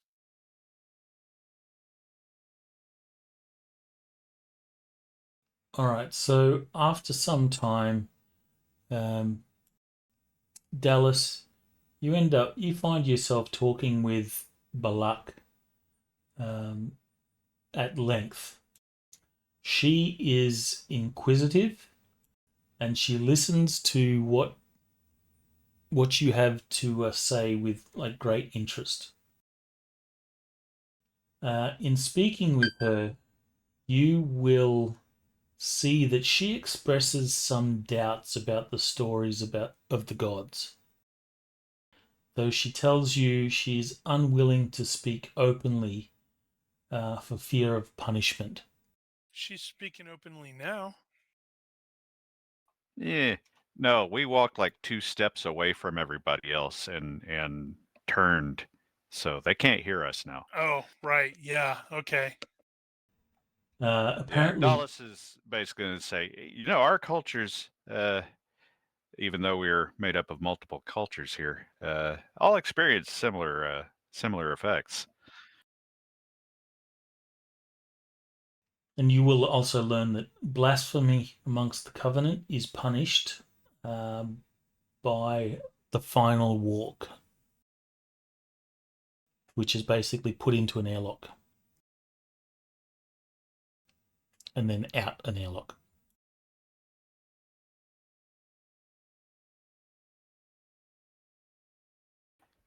Yeah, I can't think of an appropriate Trill analogy. Only Earth analogies, unfortunately. But he'll mention some. Yeah, it's not unique. Then you come up with an Earth analogy and you change the animal or whatever to something else.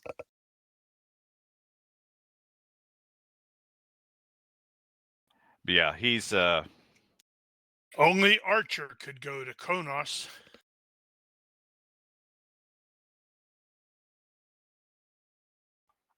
I can't think of what he would do with the information at this point, other than to point out that we're not so different in that regard. It's occurring to me that I don't know what Dallas' religious situation is, and now that I think about it, anybody in Star Trek, for that matter.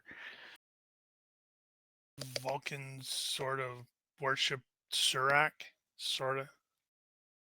Sort of. It's the father of logic. Hey, you saw that image. You Trill are adherents of the God Emperor. Yeah, I don't have the context on that one, though. Probably just as well. You'll also learn that Balak has some concerns about the power situation. We'll point out the flickering lights and stuff. I had noticed that. She says, it started right after your arrival. And it appears that the welcome chamber is no longer working.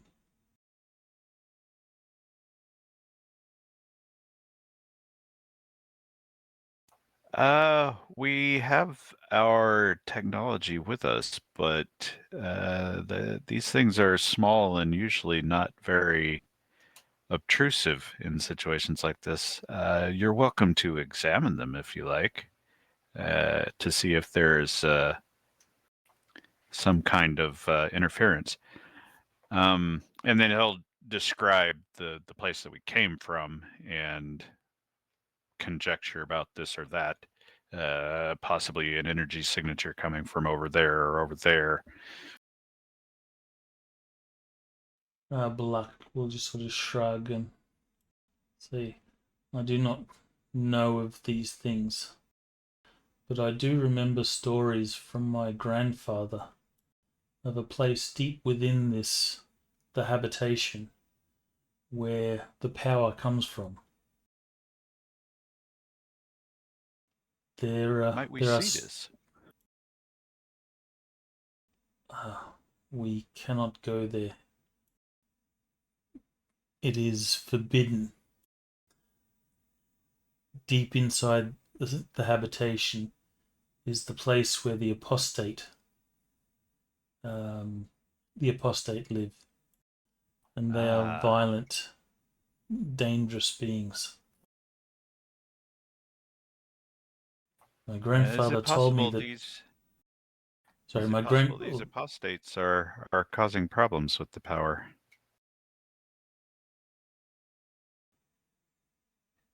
It is possible.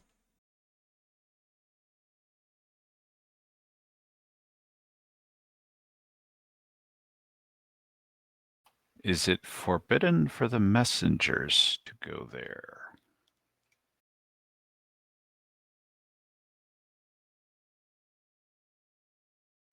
Balak will say, I do not know, but it is forbidden for the Covenant.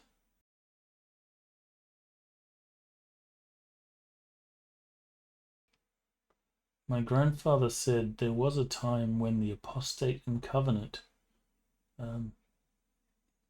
worked together. When the land was green and good, before the crystal cracked? Indeed.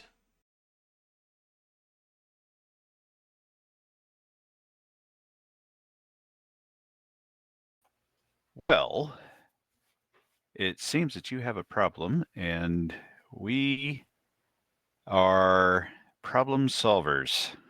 So, if it would be possible, allowable for us to go and see this power source, perhaps we can find out what's going wrong with it and thereby solve the welcome center problem. which will become important when we need to eventually leave.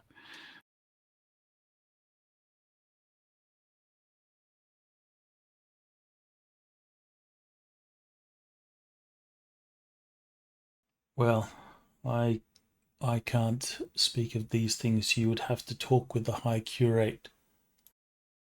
Going deep within the habitation is strictly forbidden, and it is dangerous. If you do not encounter the apostate, there are also roving creatures called the Murgar.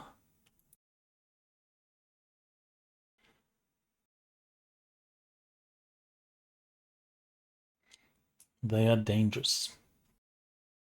Would you have perhaps some library information on these things?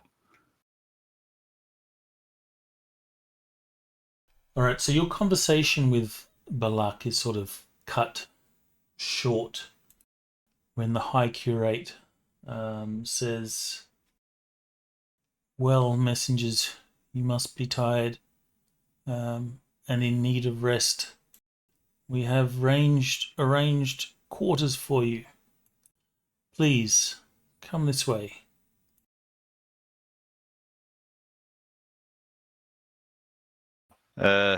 Dulles is going to discreetly inform Lorian of the power source situation, and having heard the curate mention that she might be willing to talk about some of these other things like Starfleet out of earshot of everyone else, maybe that's a good time to bring up the power source situation.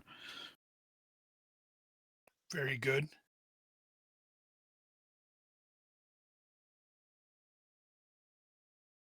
Then we'll bring it up out of earshot again. Can we discuss this now, High Curate?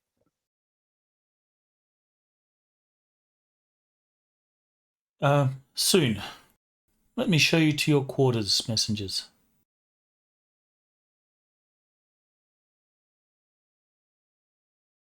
I assume that you will all follow. Yep. Yeah, we have no real reason not to. Okay, so you are shown to some quarters.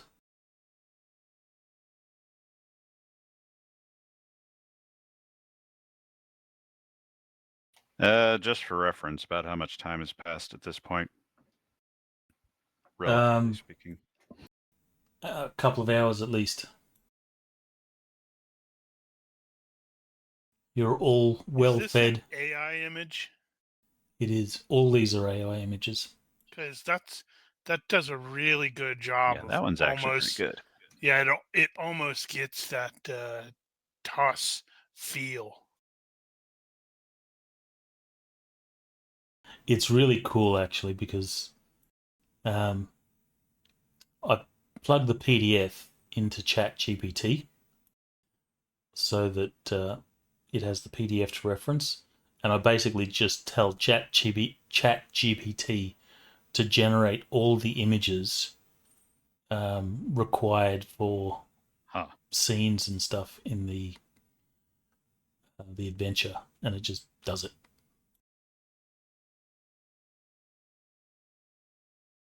It's cool as.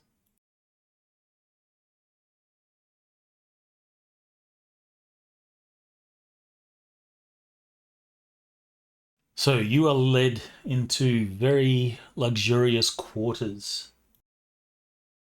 The High Curate says, "We'll speak soon."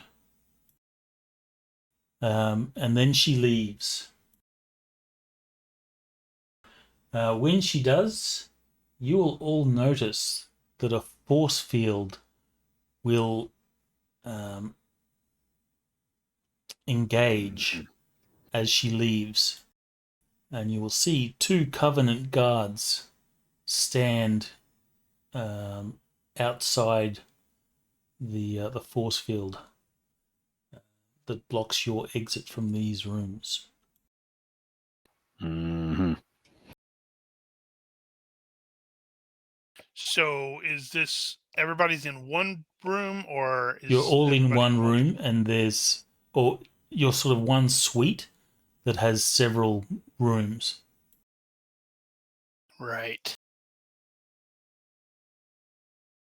It would appear that we are prisoners.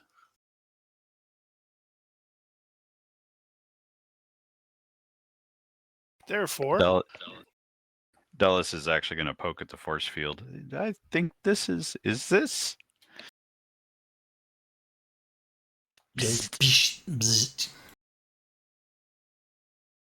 the first rule about being a prisoner is to seek escape. Therefore, we must find out a way to escape. I think we can eliminate that way.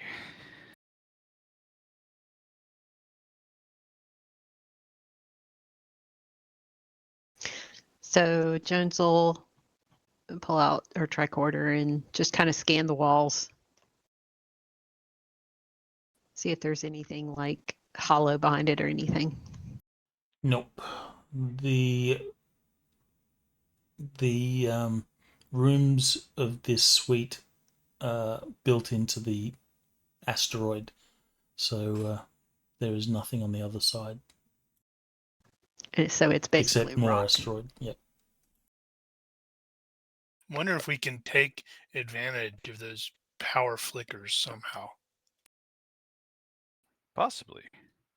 We could wait for the next power flicker to hit the force field and see if it weakens.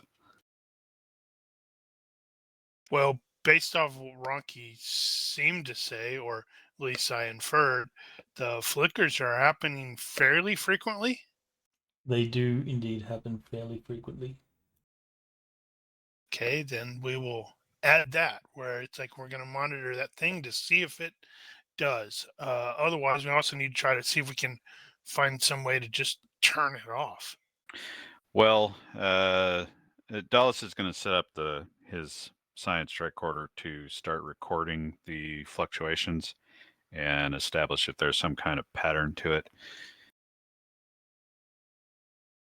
There is no pattern. It seems to be mostly random. Sometimes the fluctuations,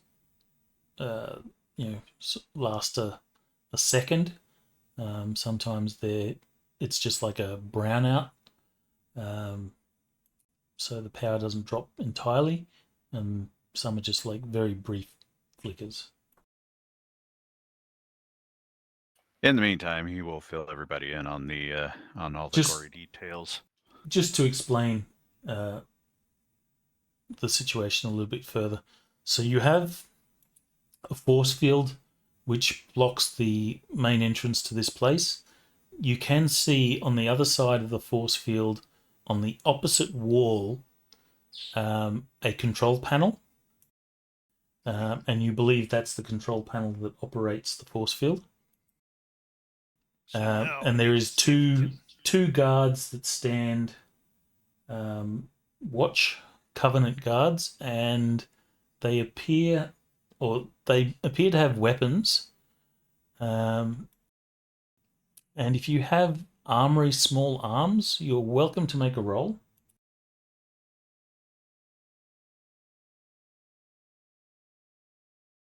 Success by a whopping 7. That was a really good roll. You can surmise that these weapons are slug throwers.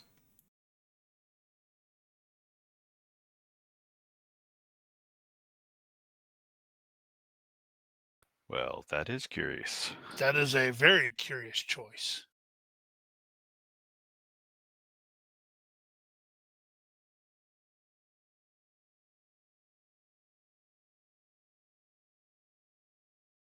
Yeah, I'm wondering if you can like remotely get or turn off the thing, the force field remotely. like using the tricorder to scan the appropriate frequency and then send the code to turn it off.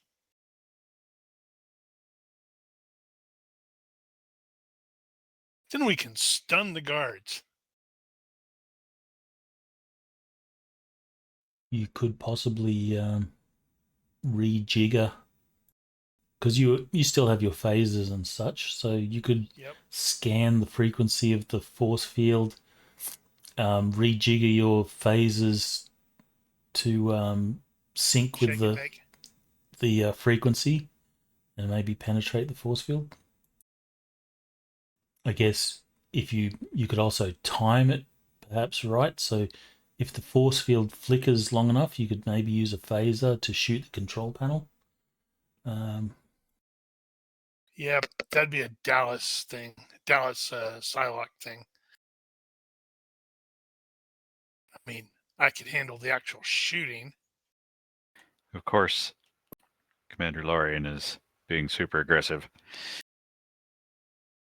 He's a Marine, former Marine. Yeah, Dallas is like, well, I mean, she'll be back later. We could use a rest, surely, and perhaps we can talk them into letting us go look at this power situation, in which case we'll be free to move about.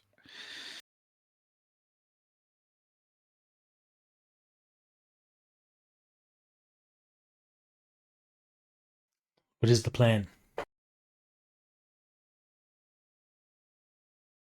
Well, we're going to need to take time anyway to do scans.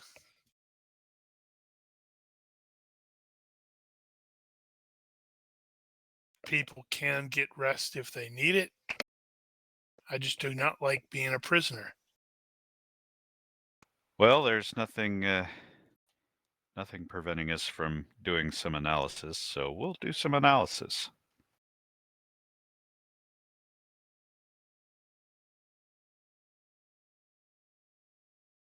All right, so besides, understanding how the force field works tells us more about their technology and possibly some clues about their power source.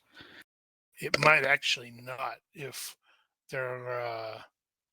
they've just like been living here forever. They may not even know how the stupid tech works. That's why they're using slug throwers. Indeed.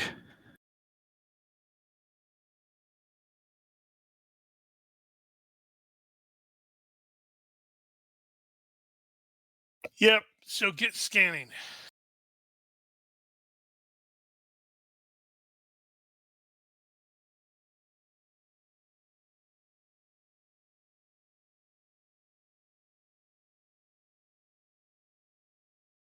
Dr. Jones will grab a snooze unless Dallas needs her help with something.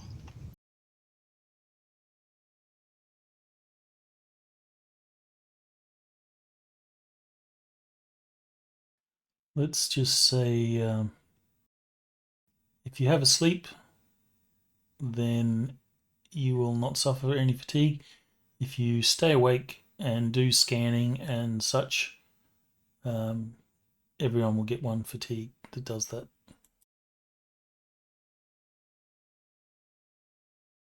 Was it that late? Well, you spent the whole day on the planet's surface looking for the entrance. Then you appeared here, and then you had, some hours of feast. So, it could be getting late. Yeah.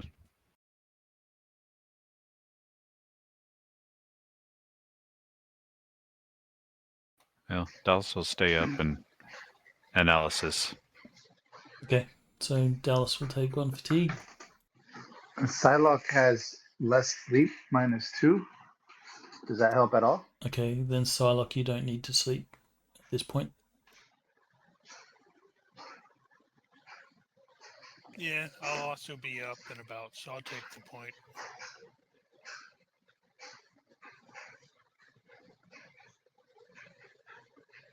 Right. Let's get analyzing.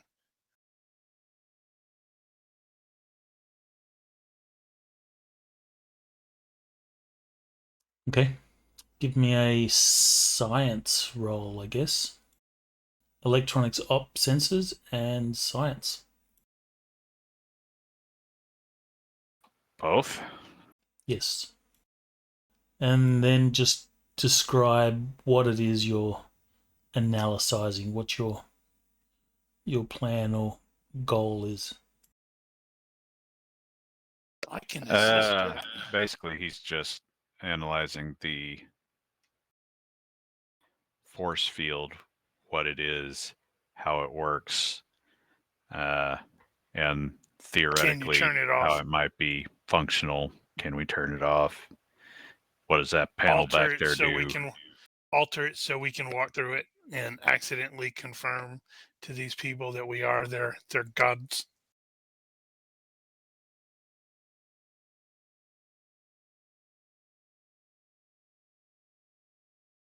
Ah, I see you remembered the single-minded this time. Holy crap. I think you just created a brand new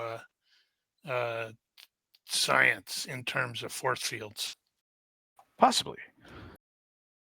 Okay, so you will be able to determine that this force field is beyond Federation technology.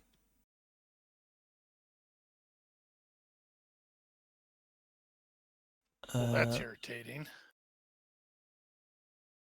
So the actual engineering of it is beyond you. You are able to work out that that box across the hall from the force field is the control box.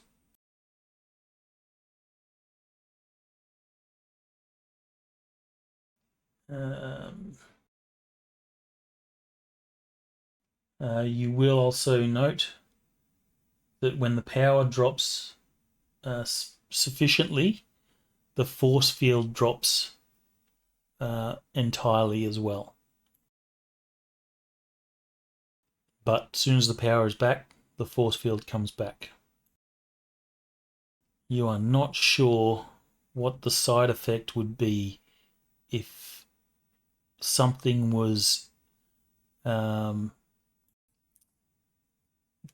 sort of in the force field when it comes back on. Would the force field dissect? Oh, he'll try that. There are little bits and bobs around here. He'll get something small and stick it in there just to see what happens. He is a scientist after all. All right. Give me a Dulles is the Dex kind of roll. guy that would find the xenomorph and say, I think we can keep this in a cage and study it for a while. Give me a Dex roll. Yeah. Critical more fail. importantly, You might lose your arm or finger. Not even a basic fail. All right. yeah, You I are was saying, able to more determine importantly, that he's a Starfleet scientist. That means mad scientist. if the force field drops and then comes back on while there's an object in its path, it will get dissected. Okay. Or bisected in this case. Yeah, bisected. Okay, well, I mean, it's... The guards do not seem to be very happy with you doing this experimentation. And they will say, messengers, Stop playing with that. Stop playing with the force field. You do not want to have to hurt you, but we have instructions that we must. What instructions? We are to keep you here. Why? He is supposed to stand here and make sure that we don't leave. It is the High Curate's instruction.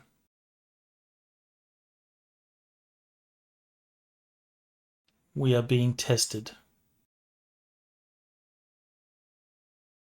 This is highly illogical. Actually, he says the High Curate believes you are testing us. The High Curate is mistaken. Apparently in a great many things. They might see that as a test. Perhaps we're testing their ability to follow orders. What if we told you to turn the force field off? We are the messengers after all. No, we're not. Well, they said we are. And they are mistaken.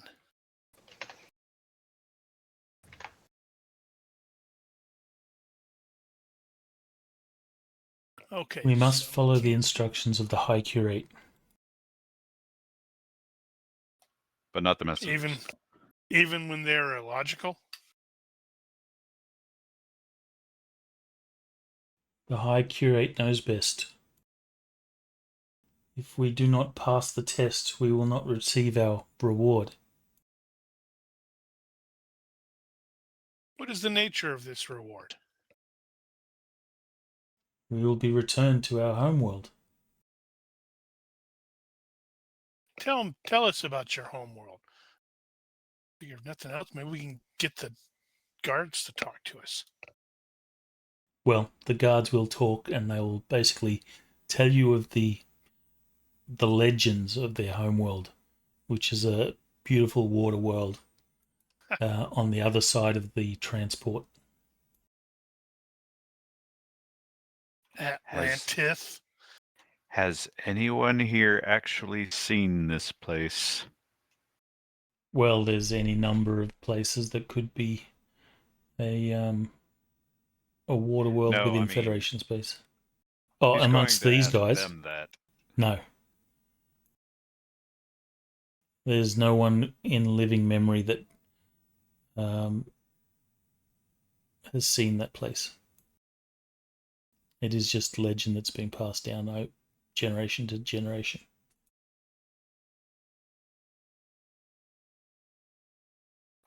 So they're going to get sent to the island.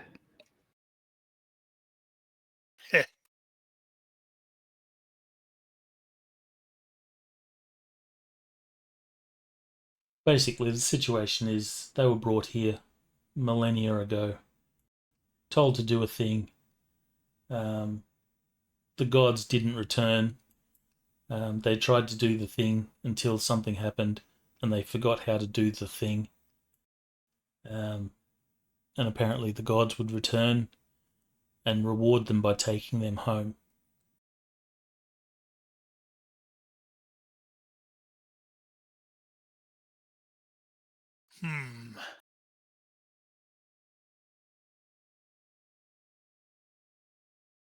But this has obviously happened so long ago that many generations have sort of passed since then. Right. Dealing with fanatics who don't remember why they're fanatics.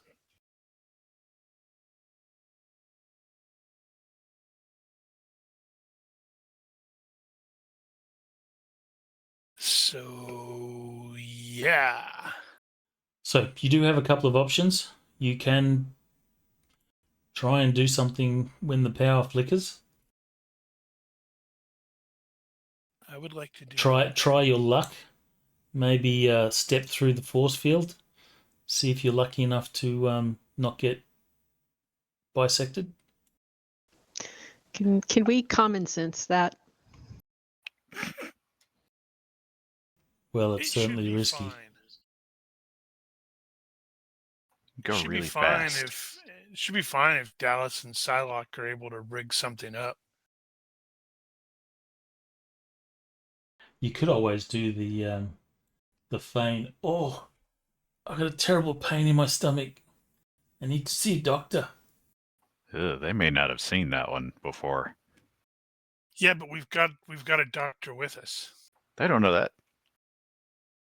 They No, I watched was her patch up Lieutenant Commander Psylocke.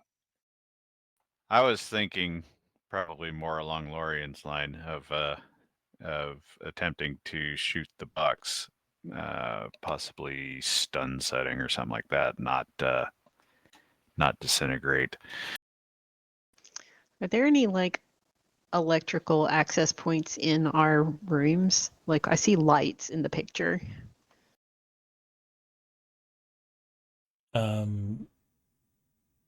There are, but not for that would control the force field.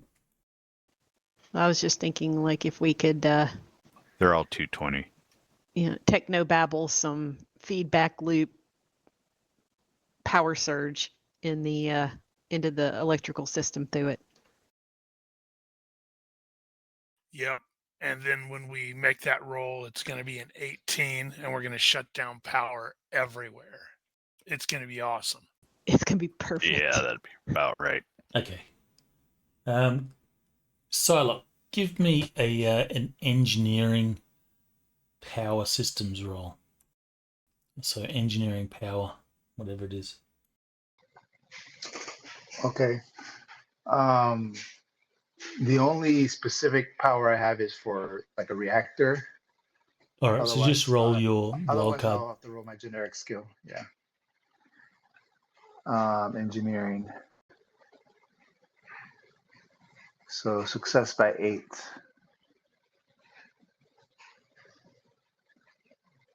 Given the information that you've got from Dallas's sciencing, you think that you could possibly engineer something that will give you when a power fluctuation happens, you think that you could engineer something that will keep the force field down for a couple of seconds. Maybe enough for someone to slip through safely.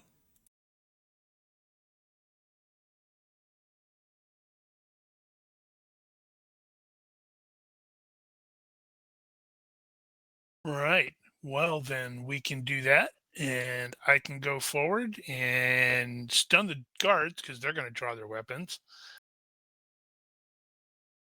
Let's see. Dr. Jones previously scanned these Covenant dudes, so we're going to know if the stun setting is actually going to function on them.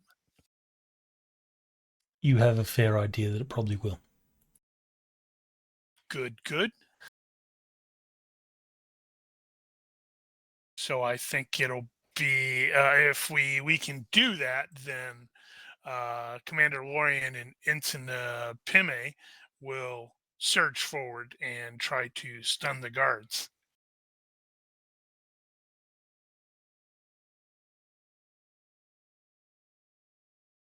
Then we can sneak to the engineering section. That's really where we want to go, isn't it? Mm-hmm. That's where the power, the main power core is. And it's going to be like, covered in glowy blue stuff. Mm-hmm.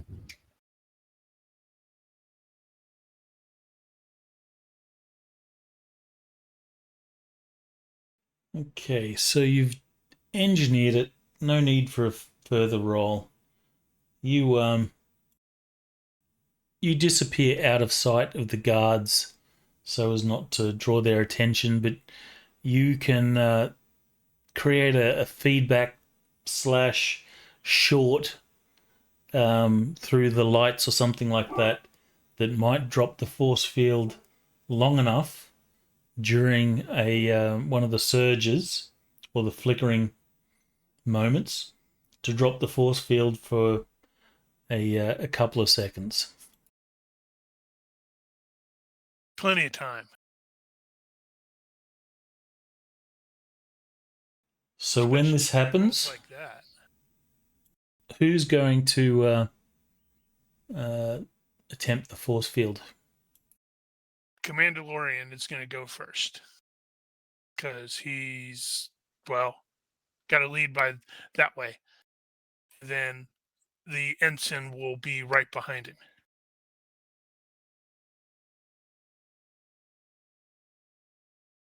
Right, so you're standing at the force field waiting for it to drop, and then you're going to try and slip past. Is that the plan? Yep. Yep, sounds right.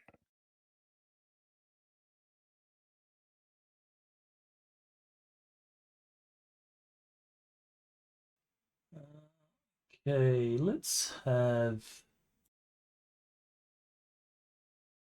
the pair of you make a dex roll.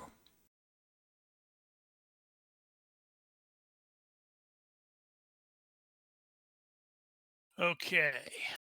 So you wait. Success Lorian. by 4. You will be able to time it right to slip past. What about your ensign? Here comes the 18. Oh, All right. Good job, ensign. Are we going to have an ensign live?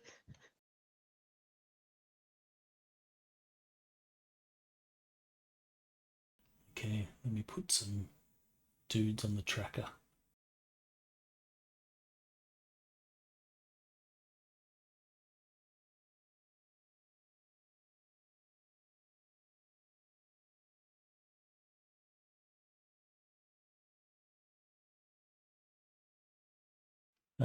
So when you slip past, they will be at close range. I will assume that you are taking the wait maneuver. To what, right before the, with the trigger condition being it goes down and then we move? Yes. Okay, yeah, that seems right. If you have your weapons in hand, Behind my back. okay, if you have it behind your back, yeah, they're not going to question it. They trust the force field.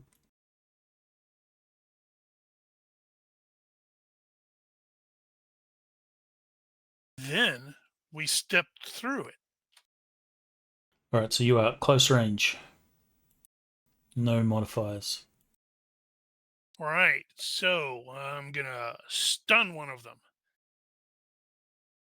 You do quick shot. Hit them both. Success by 2, maximum 3 hits.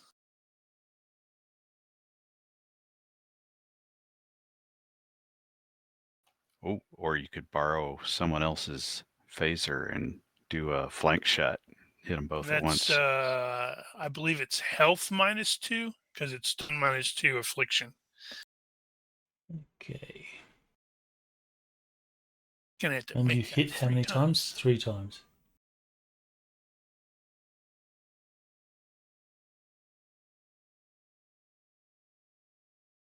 All right.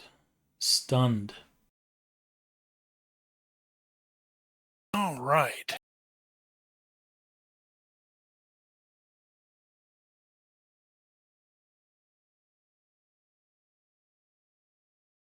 Ooh, that definitely stunned.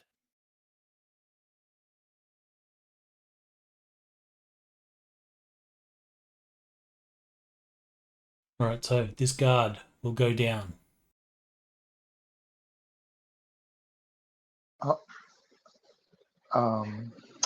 Shoot.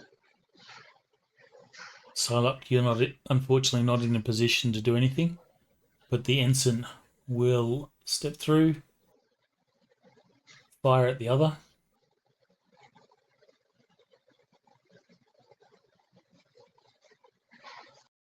and fail.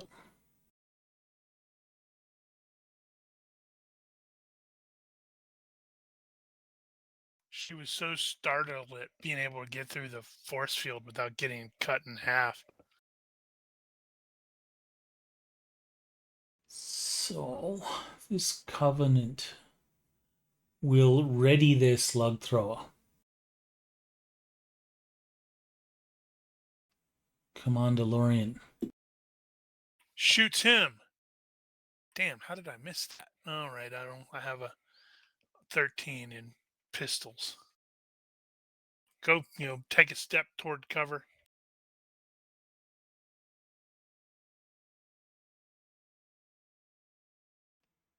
Okay, Ensign Pemmy, she will fire.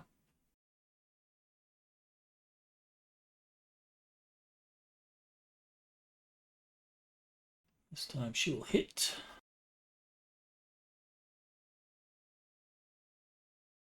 Covenant will fail to dodge.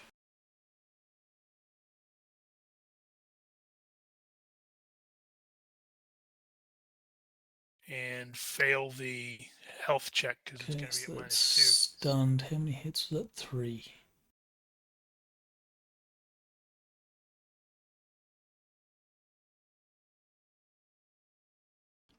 Definitely stunned. So the 2 Covenant guards will drop to the ground, dropping their weapons. The force field will flick back on. However, you are on the other side now. Yep. So let her advance toward the two guards to make sure they're completely unconscious and or secure them, and I'm gonna head to the panel to see if it's easy to tell how to turn it off.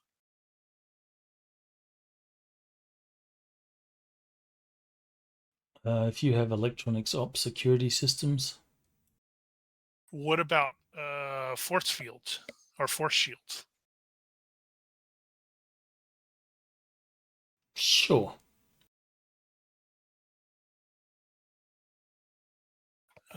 Success by 2.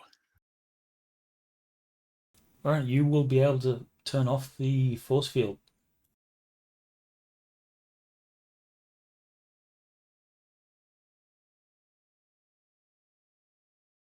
All right.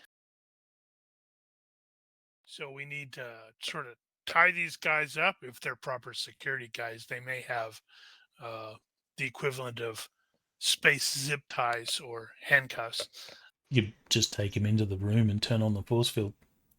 Or we could just take them into the Before we do that, Dr. Jones will do like a bioscan to make sure there isn't any permanent damage to them. Make sure they're I was okay. going to say. Interesting to note, I saw that Ronnke rolled a crit fail on one of the health checks. Prime Directive actually states, on a critical failure, the character remains unconscious until medical assistance is received. All right, so that one that crit failed probably needs some assistance. All right. So yeah, if there's like damage and stuff, she'll go ahead and patch him up before like we drag him in the room and turn on the force field. All right, give me a physician roll. I'm going to take one of the slug throwers just because. Maybe both of them.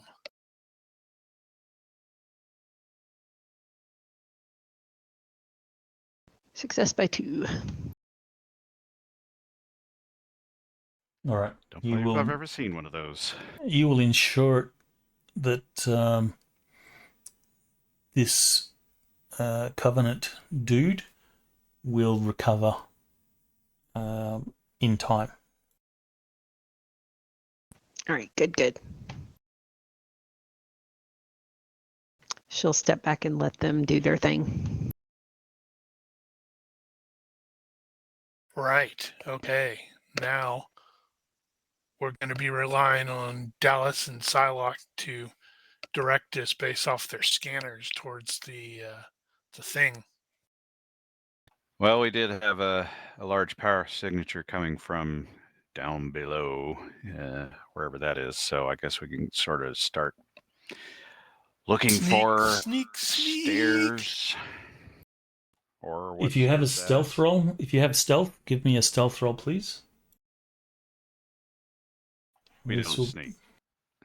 This will This group represent. doesn't sneak. What are you talking about? Individuals in the group may sneak, but as a whole, the group doesn't sneak. Then roll default sneak, which is Dex -5. Wow, Dr. Jones succeeded.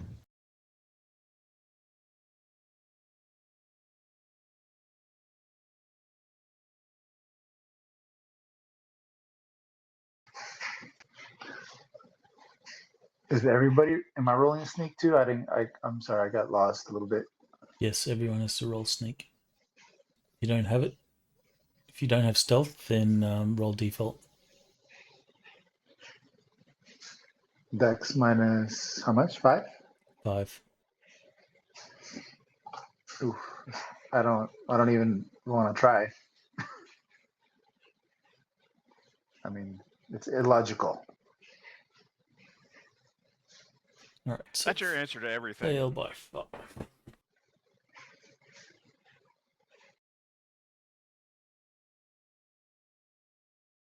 Now you got to work in It's Life, Jim, but not as we know it. That's the doctor. No, wait. That's the science officer.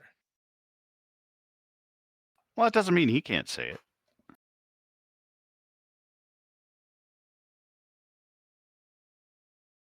But who's Jim? We don't have a Jim. You could just call somebody Jim, I suppose. Although that Could would be- be illogical. It could be Jim Psylocke or Jim Dallas. Okay, so you guys will begin to follow the tunnels and such that you believe will take you to the main power source, which is the source of the fluctuations and the thing that you'll need to fix to be able to transport out of here. I did not get any library data on what those things whose name I don't recall are. The Murgar. That stuff.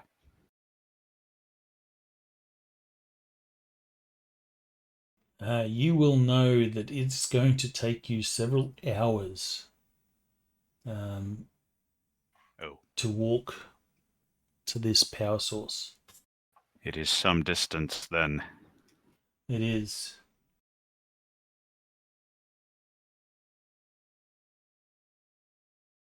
And you will have some challenges along the way. Dun dun dun. What kind of challenges? Are we going to have to run from the Balrog with the cool music? A glass bridge. Your first challenge is a section of tunnel that appears to be unstable and could collapse.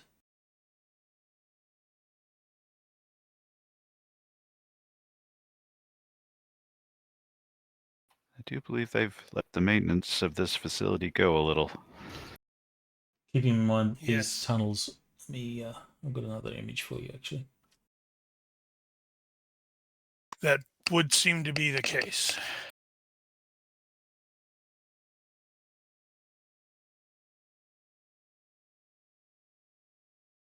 They are rather fond of their sigils or glyphs or something.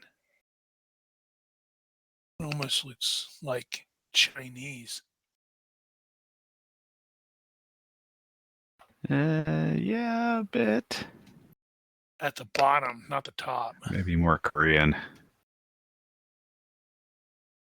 No, probably Chinese. If anyone that is has a tricorder and is using a tricorder, you may make a roll, please. Could I pick what I want to roll? On your tricorder. Is it a It's an do I get the operations role. science tricorder bonus? No, you're not analyzing something with the tricorder. Well, here, have a crit anyway. Ha!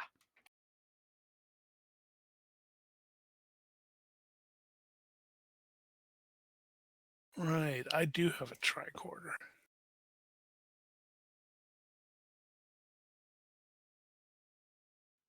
All right, so as you are negotiating these tunnels, with a critical success, you are easily able to avoid the unstable tunnel. You're like, nope, not that way. Tactical tricorder. +4 to detect and identify life forms, weapons, armor, etc. Includes a comprehensive database on all the above. I don't think I noticed that was a thing.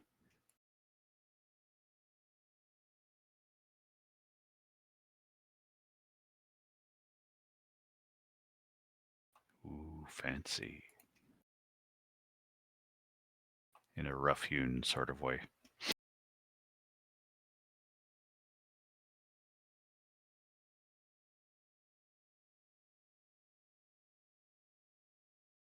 Wait, that says tack. Does not.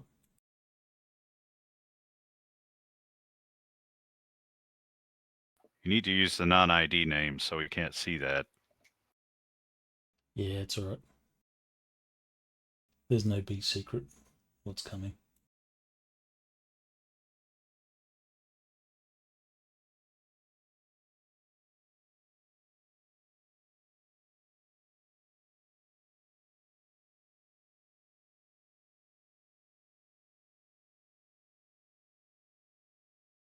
Well, that looks like fun.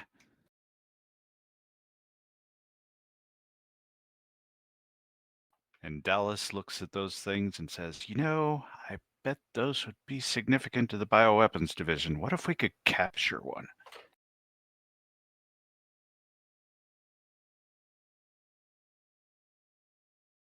I was just double checking to make sure that would work. Okay, cool.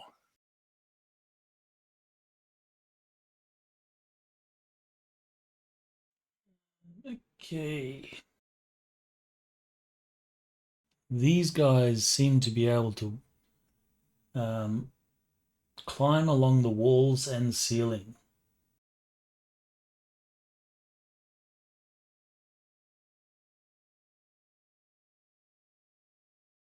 So, Yeah, wasn't wide angle an option on the phasers, if I'm not mistaken? I am not sure. I I remember us going over that at one point. don't recall. I know it was that way. It was definitely that way on the ship's phasers, but I don't remember if that was the case on the handhelds. Again, we're just going to use range bands. I wonder if this works. Holy cow. So, Prime Directive has the Starfleet uniforms. Have you actually read through that? They are made from a special form of tailored light monochrome fabric armor. They specifically designed to repel water, dirt, and grime, and they dry in 1/5 the normal time. The uniform material is designed to change its porosity and differing temperature, so you get a +1 to health to resist the effects at temperature. Also treated to provide some resistance to chemical and biological agents, providing a +1 to health to resist chemicals. Finally, they act to break up the wearer's infrared signature, providing a -1 on all rolls to spot the wearer using infrared or thermographs. And they provide DR8. Oh, good God. 2 versus impaling damage. Oh. Okay, that makes more sense.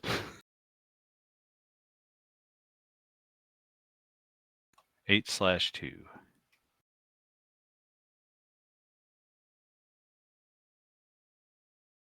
Now I'm totally thinking that Probably those flexible. things probably wouldn't have even been able to bite through his Psylocke's pants.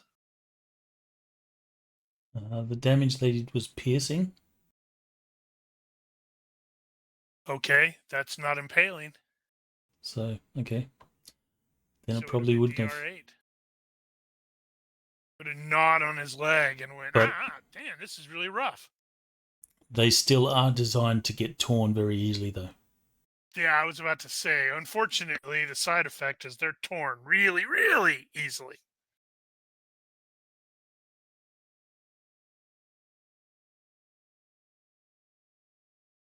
All right, so these creatures are crawling down walls, along the ceiling, heading into your location. Hostiles! Just going to play this quickly with range bands. These creatures are size modifier -1. Oh. Smaller than slugs. They're like monkeys.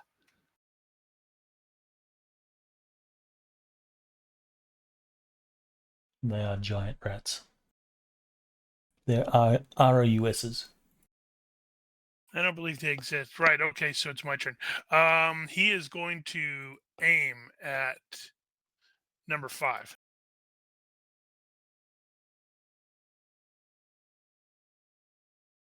Target the one that you're aiming at. He's gonna aim as weird. well. Let me see which one. So, Lorian, you're going to be at short range. 1v1. I guess Murgar 4. Aim. Okay, you are also at short range. Right. Let's see. He's that way, that way. I am going to go aim at 2. Because I can do what everybody else does. You should, trigger your tricorder to make really loud anti-animal noises so they run away. 2 is going to be at medium range. Might work if I knew they had ears. Okay, so this guy spends his turn running down the wall. This guy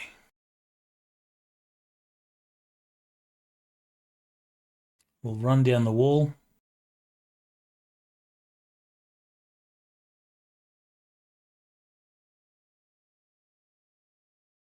And run towards you guys.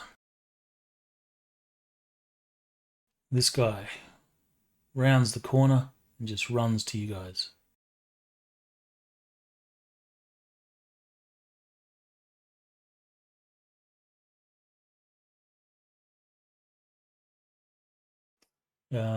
This brings all of them into short range.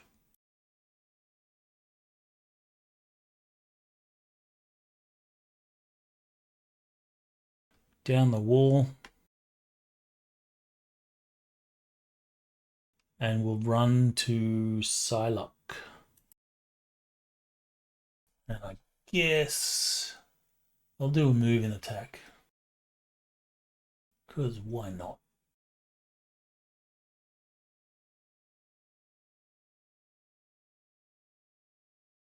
Capped at 9. Misses.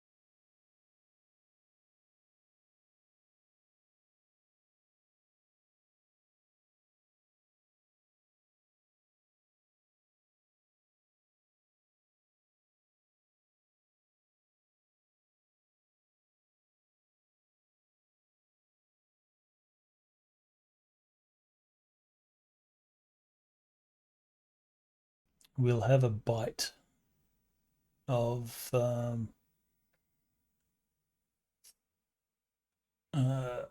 Hemi, but miss.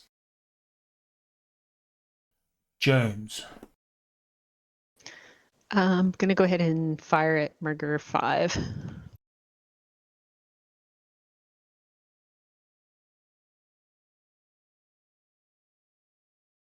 Success by 2.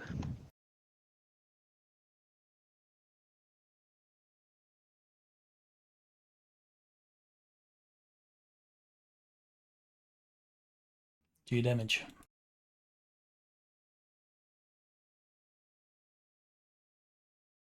There's 1. Ouch. 2, not so much. And 3.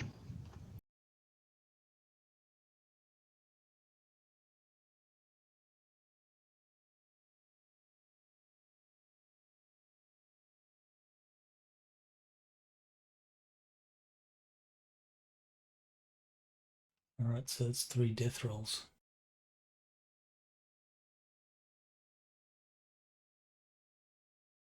It dies.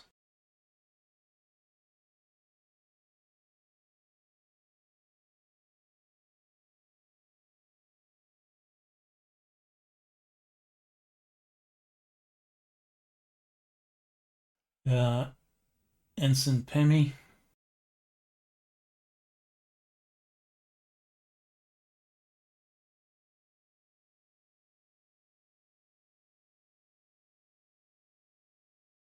Misses. Lorian. Well, my target went away. Well, And you I have better one right mute next to the- Psylocke. And I better mute the Casa Doom to make sure we don't get copyright or something.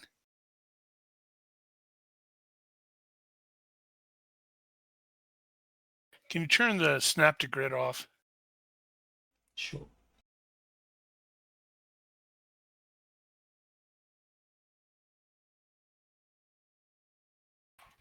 Maybe. Should be off. Better. So he's going to take a step and shoot that one. Don't worry too much about your location, because we're doing range band, so that's a close, no penalty. Yep, that's why. Still, he was taught to make sure to ensure your lanes of fire are clear. I don't want to accidentally hit Psylocke.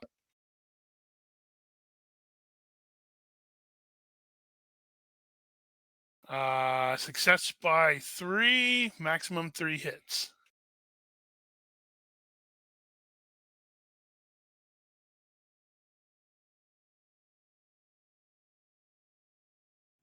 Three damages.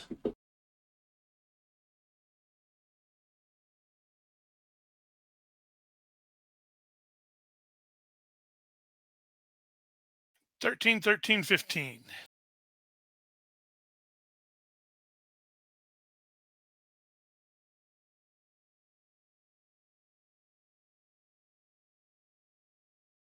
Four death rolls.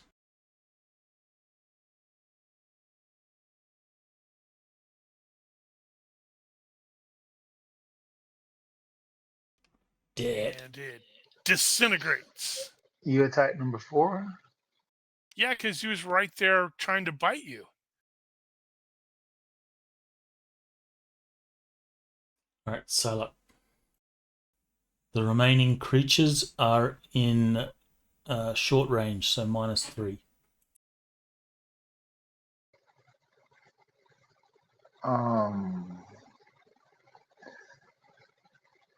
Dallas at number 2.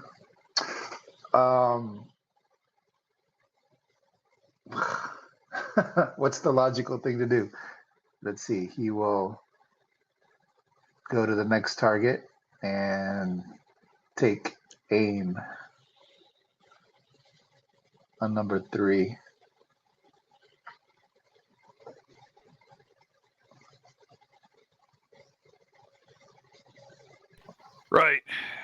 3 shots on number 2. Downrange. Go. And 3 hits. He will also step aside.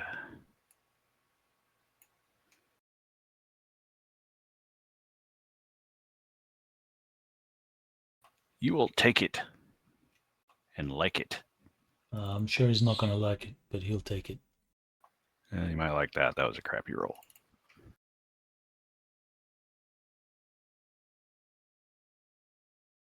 Well, improving over time. I guess I was sort of walking it in.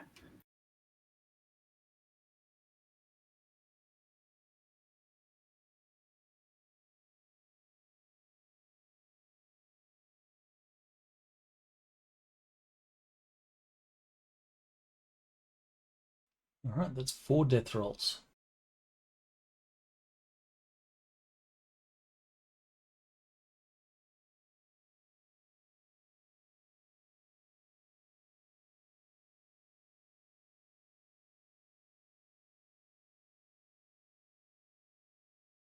Yes. But major wound. He's not stunned.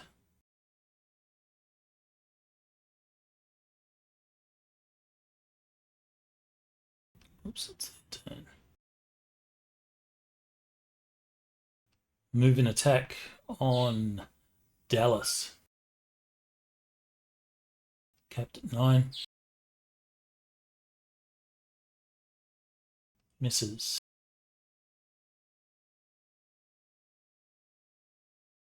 Health roll at -4. Falls unconscious.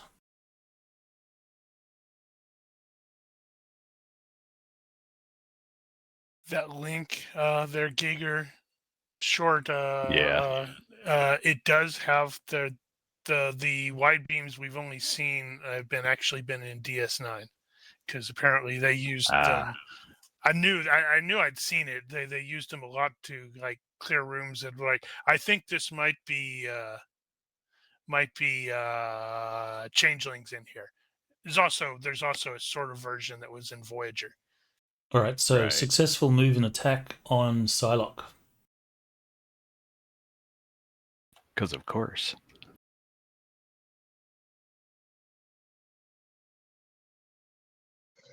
Okay, he will It is try attempting to. to bite. He will do a retreating dodge.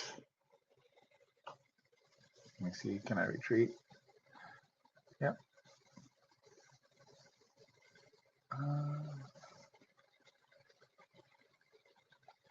And success by 5. Okay, Jones. All right. So we've got 2 left. Gonna take a step and shoot at number 1.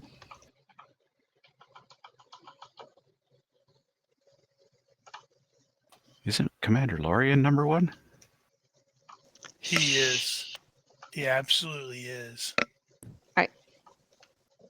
Do damage.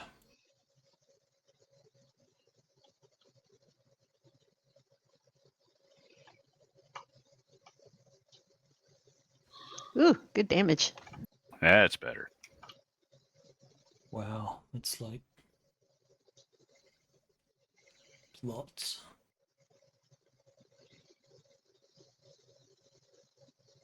That's -5 times hit points, so it's automatically dead. Now there's a disintegrate right there. Yep. That's a legitimate disintegrate. She's not a dog person. Well, they're more like monkeys. All right, so Ensign Pemmy. Monkey Shoves dogs. Lieutenant Commander Dallas into the monkey dog. Pointy monkey dogs. We'll score 1 hit.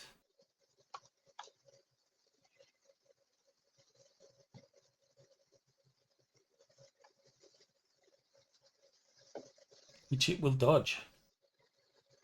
Yay. I've actually had a dice roll go right for me. Did it though? Success by 3, maximum 3 hits. Well, it was short-lived.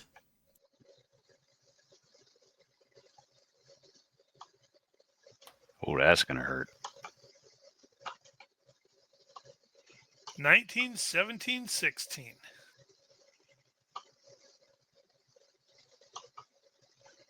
Minus 5 times hit points. It's Woot. literally vaporized as well. And then we quickly break out the scanners and we're like trying to see if there are more. Mm-hmm.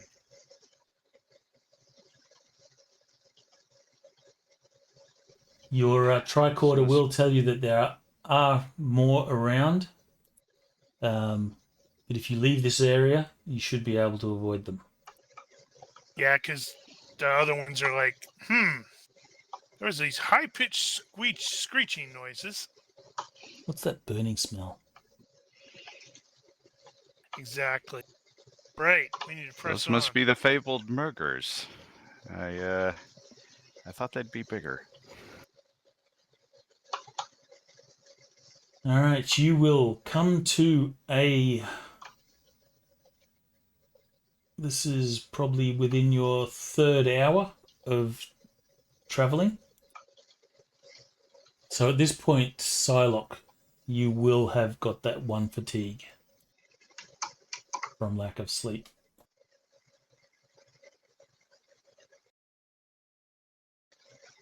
Okay. I added it. Oh, all right. I suppose So if you wanna find be, yourself standing on the precipice of a chasm that drops into darkness. There is a ladder that goes down. As far as you can tell, this is the only way to the source of the power that runs stuff. It will require a climbing roll. You are at +2, I think, to climb down a ladder.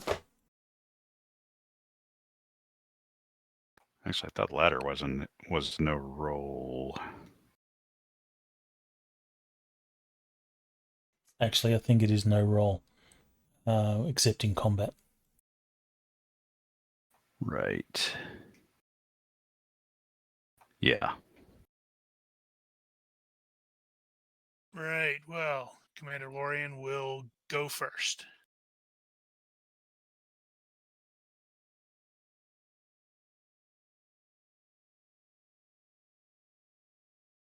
All right, Lorian, can you give me a universe reaction roll? Please roll something bad.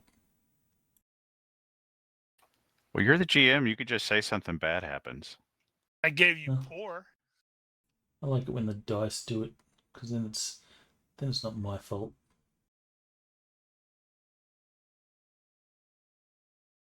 All right, so Lorian, you are climbing, and one of the ladder rungs will break under your foot.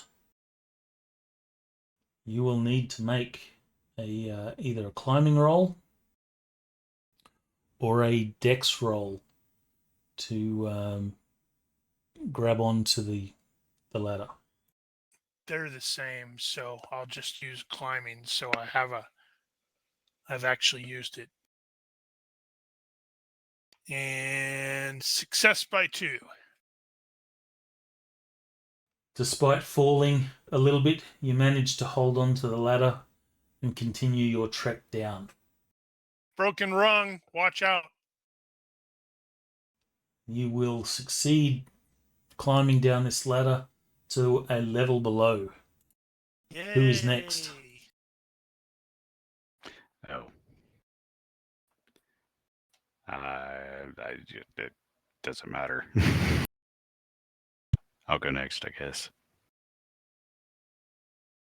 All right, roll a universe reaction. Yeah, I don't want to do that. Yeah. All good for you. You find yourself down with Lorien. That was easy. Damn it, Psylocke. Wow. I'll be next. When Psylocke gets to the broken rung, it has recovered. It has rebuilt itself. I just grabbed like both sides of the rail and I just slide all the way down. There you go. Like, There's another one for Dr. Jones for reaction.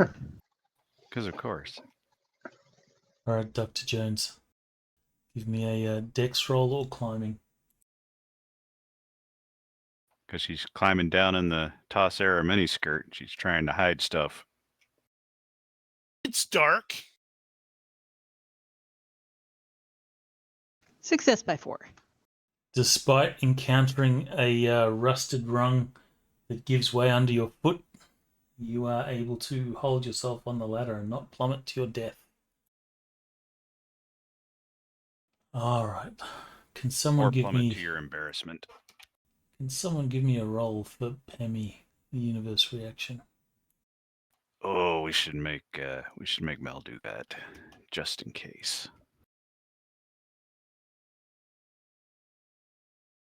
Yes. Bingo.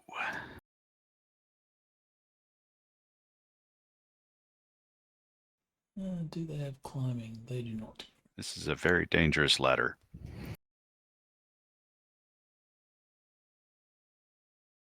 Damn it! Wow. She's awesome. She's going to be Lieutenant Junior grade the next time we see her. She doesn't even climb down the ladder. She does the fireman slide. Yeah, that's what FX said he did. She's going to be like a recurring guest role. Well, she's on the list now. From now on, every time he gives a name, it's going on the list.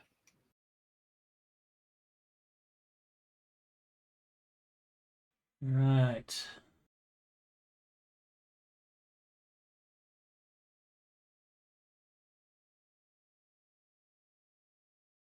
Okay, so the next challenge, another 40 odd minutes into your trek, you come to a bridge. The bridge appears to be in a very poor state of repair and is broken. There it is. Like Star Wars, it has no rails because, workplace health and safety don't exist here.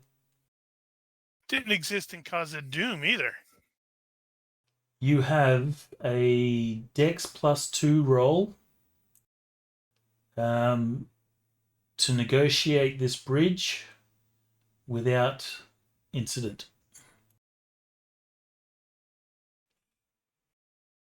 It's not like the bridge is going to collapse, but it's not very functional as a bridge.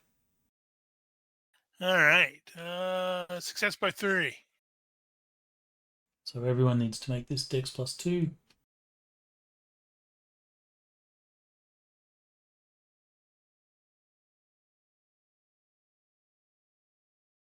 Oh, good.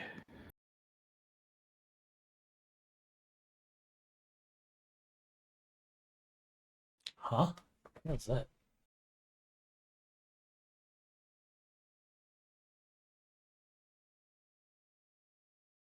Yeah, why is her Dex Dex 2? 2?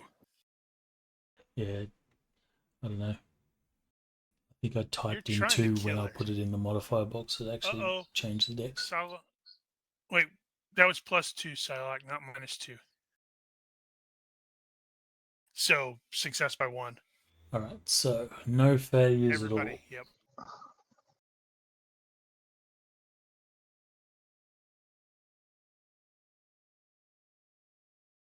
Yeah, he was totally going to fall off, and we're like, ah, crap, we just lost our Chang. Okay. The final challenge. Who knew that we were going to be on, like, a Fear Factory or something? Can I get a tricorder roll from Mel, please?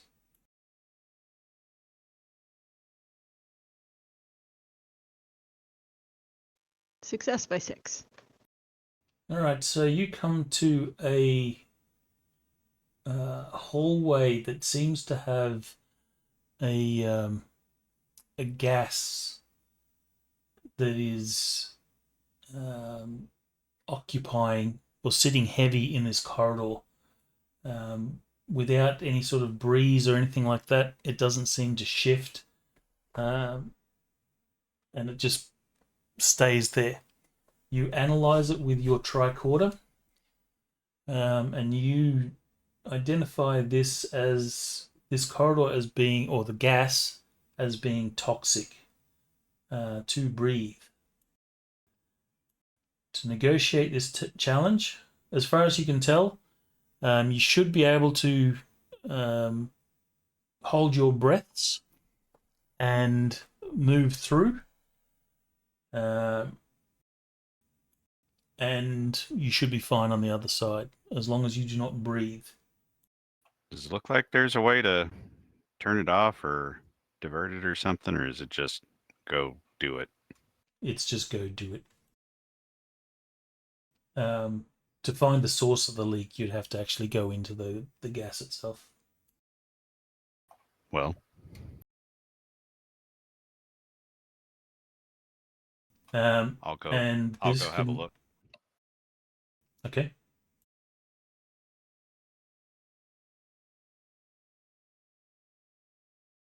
Give me a health roll. Stand by one moment. I realize I don't have a thing for that. Your normal breath hold is four times your breath. 4 times your health. Driller resistant to noxious gases. Are they? Yep. What about the host? Yeah.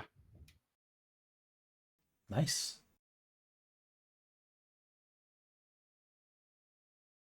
All right. Well, you are able to negotiate the gas without effect. Are you immune, or do you get a bonus? Wow, that was a shitty roll. All right, so you're resistant. So we're making health check.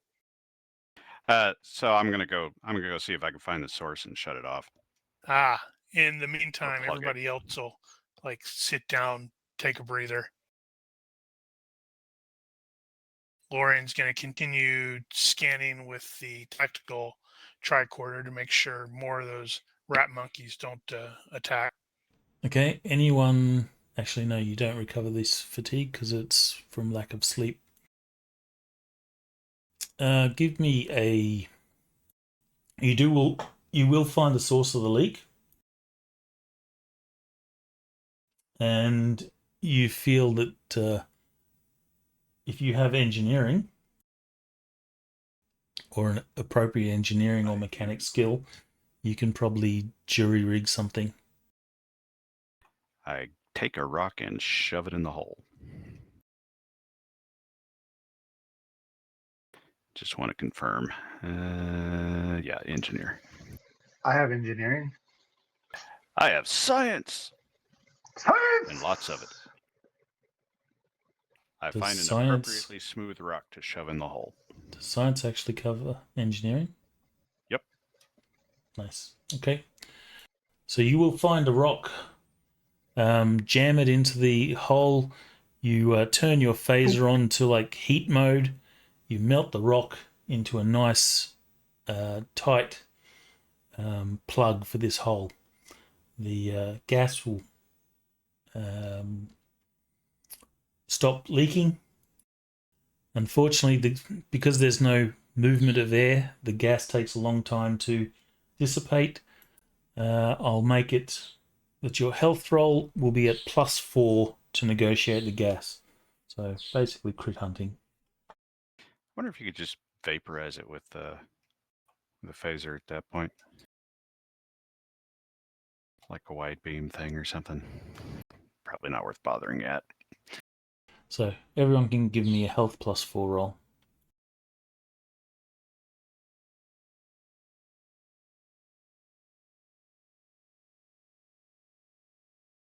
Success by 7. By 6.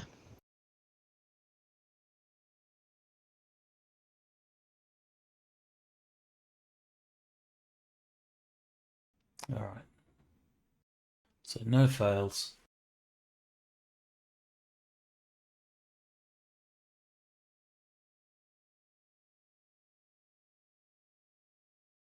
All right. Last Yay, stage we here. found another spot for one of my abilities.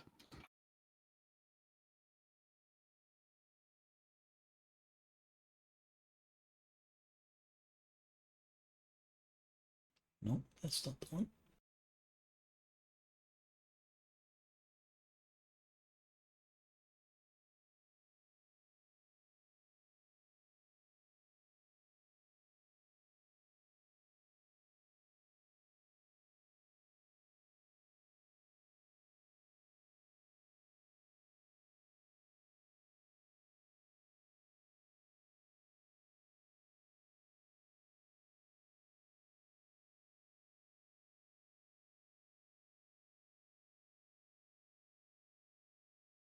You find yourselves entering this large chamber. That says tech. Does not.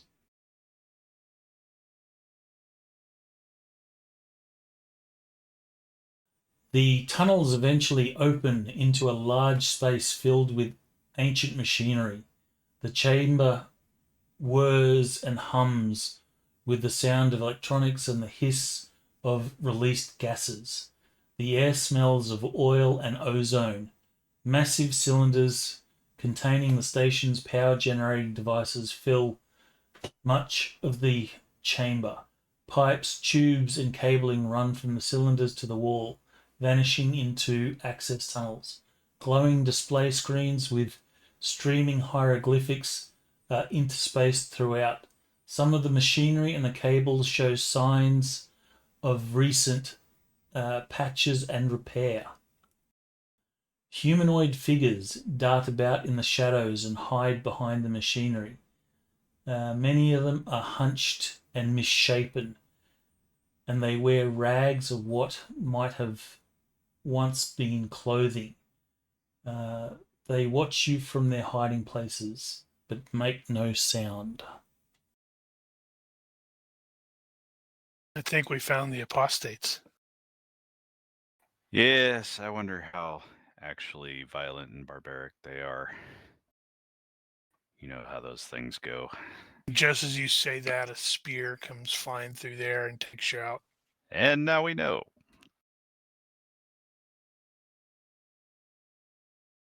Great. They're zombies. Of course, they're zombies. No, they mutated. Are you telling me that comic books have lied to me? They're supposed to have like super spider powers or something. Maybe they do.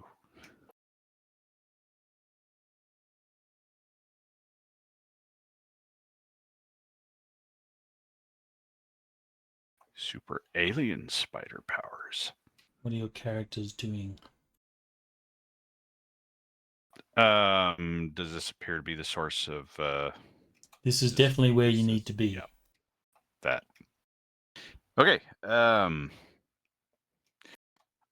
I think for a second, Dallas would probably sort of scan the room and try to identify, see if there's an obvious problem. Psylocke probably needs to do the same. So we know that there's a power flicker going on at this point. Maybe there's something that looks actually damaged. The place smells like oil and ozone. It does suggest a leak, perhaps. Look for the one that's sparking and smoking. Exactly. Okay, so you can give me a science and an engineering roll. I'll need both. I'll do the science. Psylocke can do the engineering. Meanwhile, Commander Lorian is going to advance a little bit closer towards the groups and call out loudly, we come in peace.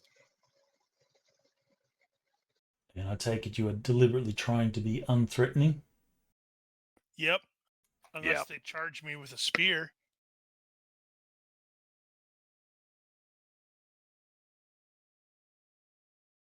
Okay, Psylocke and Dallas, your combined efforts will let you ascertain the problem that needs to be repaired. You feel that you can repair it, given time, but you estimate that it'll take a couple of hours, or like 2 man hours, to make these repairs. If you've got 2 people doing it, Right. you could do it in 1 hour.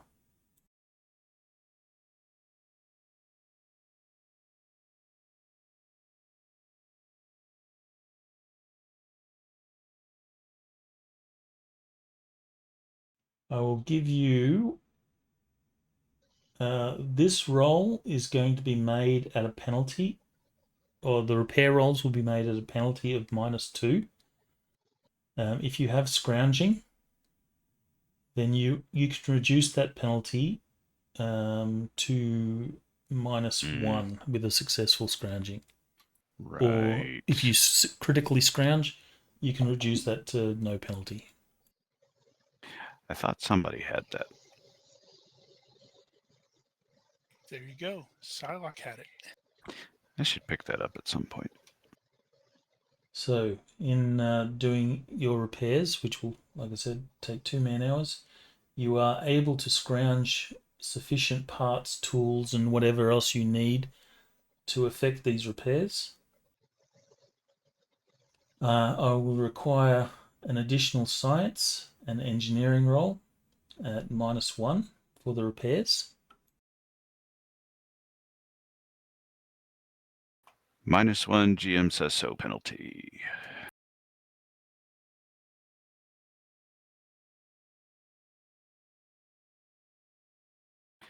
We are being very consistent. Your repairs will be successful, but it will take you, since there's 2 of you working on it, it'll take you an hour. So effectively an hour each. Right. However, the captain and Dr. Jones, what are your plans? You're moving forward, Captain, you're moving forward trying to be unthreatening? Yes, that is what Commander Lorian is doing. Greetings. I am Commander Lorian from the United Federation of Planets. We come in peace.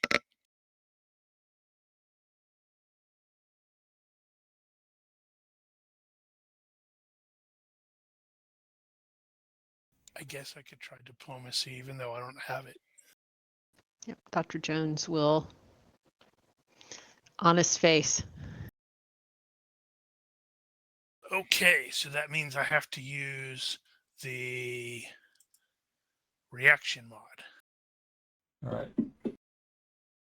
Dr. Jones. Ooh, Wow. Very good. Well, I can't believe how lucky you guys have been through all this.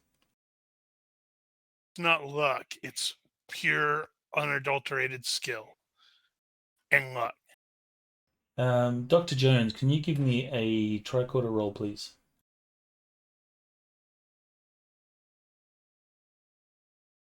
And if you successfully roll your tricorder, then can you give me a medicine +4?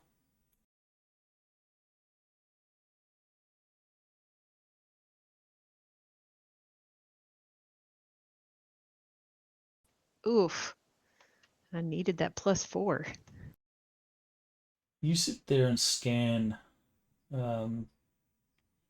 these apostates, and it becomes apparent to you that the apostates are the same species as the Covenant, although they appear to have been mutated over generations from exposure to low levels of radiation. Oh, okay. She'll That is to be expected. Yeah. Can she also like check and see like is there radiation in the area where we are? There is, Would but that- it is low level, so unless you're spending, weeks and months here, you're not going to be affected. Okay, so hence basically these guys were the engineers. And they were here all the time and it just over time just kind of built up. That's certainly a possibility or feasible possibility. She'll suggest it as a possibility to the commander that these guys are they're the same as the ones that we talked to before. They've been altered.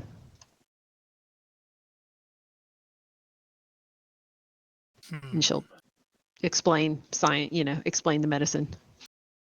You succeed by 4.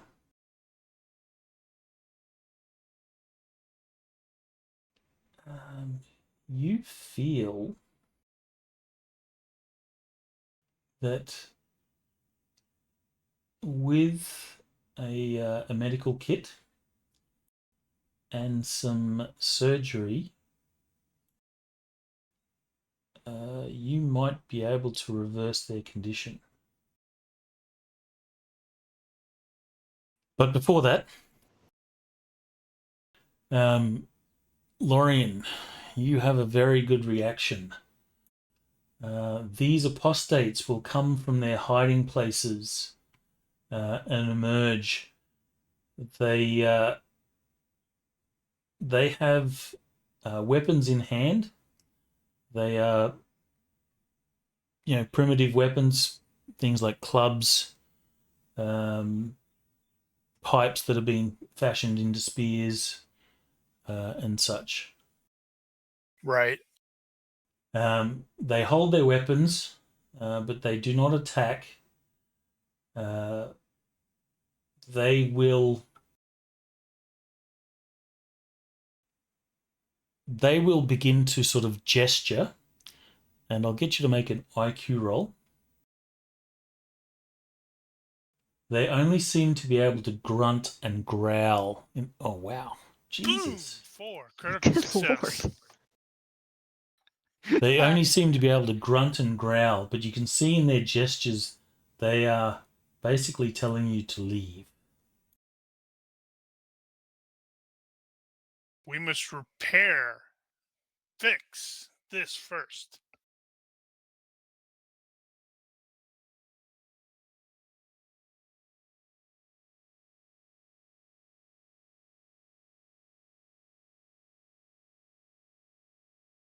They apparently seem to understand what you're saying, but are unable to communicate. So if it looks like they're able to understand, Dr. Jones will say that she thinks she might be able to help reverse this condition to them, but it will take some time. Yeah, and we have limited supplies on hand.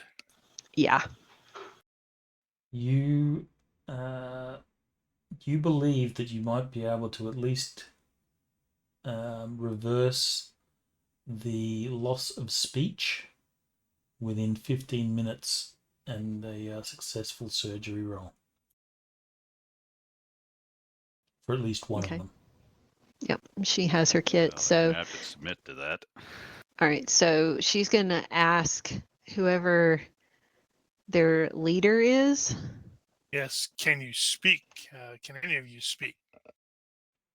Not my associate can possibly fix that. They just grunt.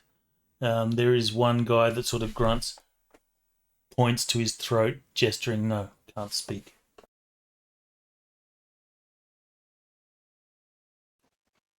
All right. So she'll ask him, are you the leader here? He will nod something that you believe is the affirmative. Would you like me to help you speak? Can you give me a reaction roll, please? Oh, God. Here's where everything falls apart. You will get bonuses It'll be great. because you're actually offering something good to them. Neutral. Well, it's on the high end of neutral. But she gets a +3 because she's healer 3 for patience, past and present. Okay, so that becomes a 15, so that's a good reaction. All right, so with Lorian's very good reaction and your good reaction, this one creature will step forward and agree to your treatment. All right. So we'll find a spot and clean it off. Because God knows it's probably filthy in here. Yeah, but it's Star Trek. Surgery in this case would be like you holding something up to his neck and it making surgery noises. Yeah, you don't Surgery cut noises. people open in Trek. All right. So she'll go ahead and get started and she'll take it very, very, very carefully. So it might actually take longer than the 15 minutes if it looks like things are going south. All right, so if you have surgery, make the roll. Otherwise, you can roll medicine. I believe it's covered. Yep, medicine.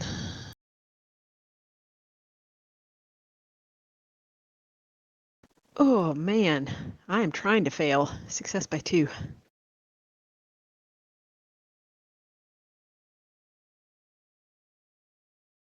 Well, you needed to succeed by 2, so that is sufficient. After some 15 minutes of doing your medical stuff, you have been able to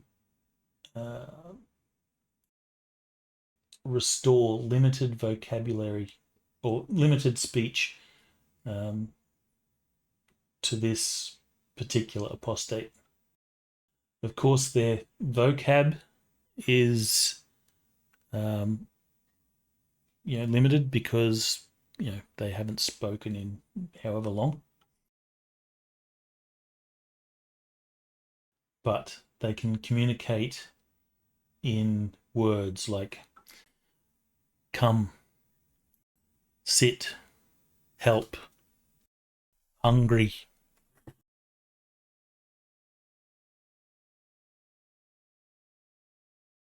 All right. Great. So when It's like Yeah. talking to my children. No, wait, I have Vulcan children, so they're much smarter than that. And in fact, the guy that you have done the surgery on, he will grab you by the hand, and he will say, come.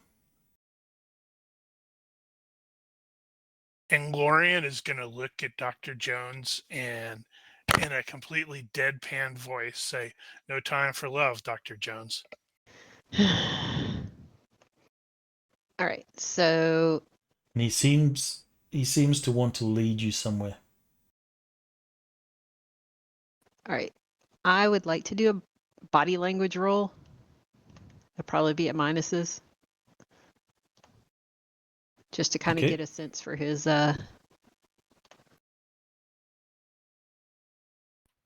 angry, sad, excited. Horny. He does not appear to be like threatening or you don't get bad vibes. Okay. We'll have to ask him. He's like, where? Where are you trying Yes. to take my doctor? Show. Help.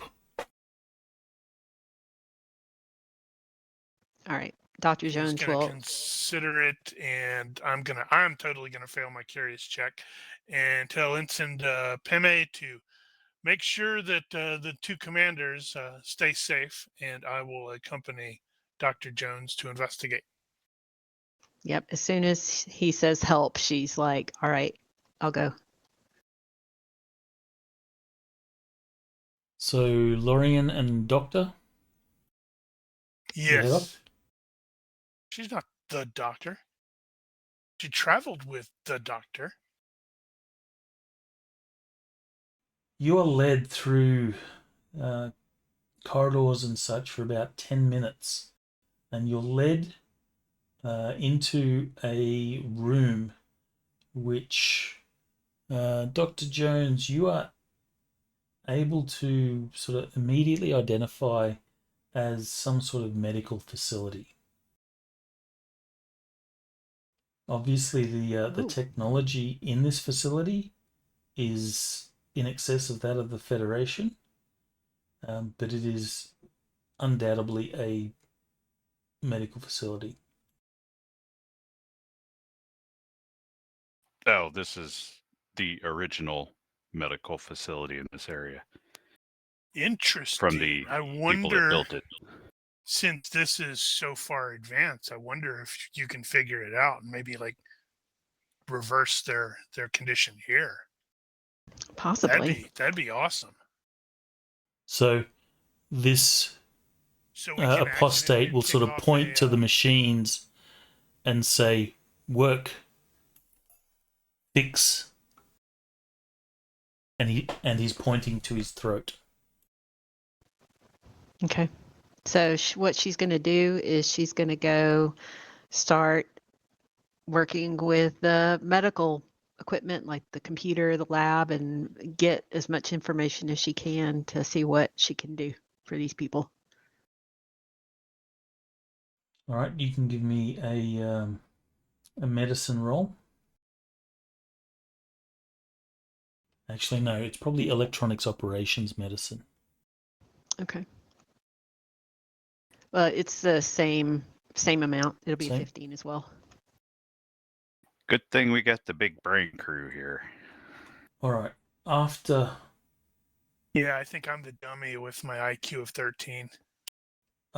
poring over this stuff, it all seems to be functional, in working condition. Obviously, it hasn't been turned on or used in a long time, but you feel that you should be able to operate it, and given the level of technology in this, you are confident that you can reverse the mutations that have afflicted these Covenant.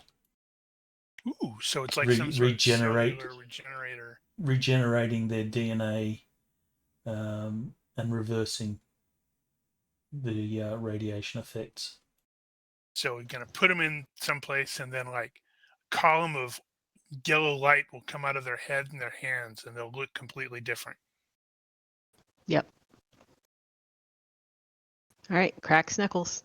So once she's figured everything out, she's going to look at the one who brought her here and say, I'm assuming you want to go first.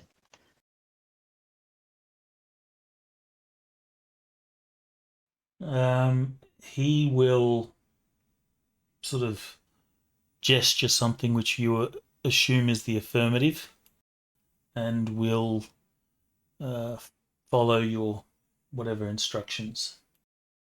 Okay. So if you tell him to lay down on the bed, he'll do that. All right. So she'll do the thing. Okay, give me a medicine roll. Here it comes. Yep. Here comes the critical fail. And you turn him into a hideous monster. I'm trying to get it. I get lots of 6s and 5s, but success by 2.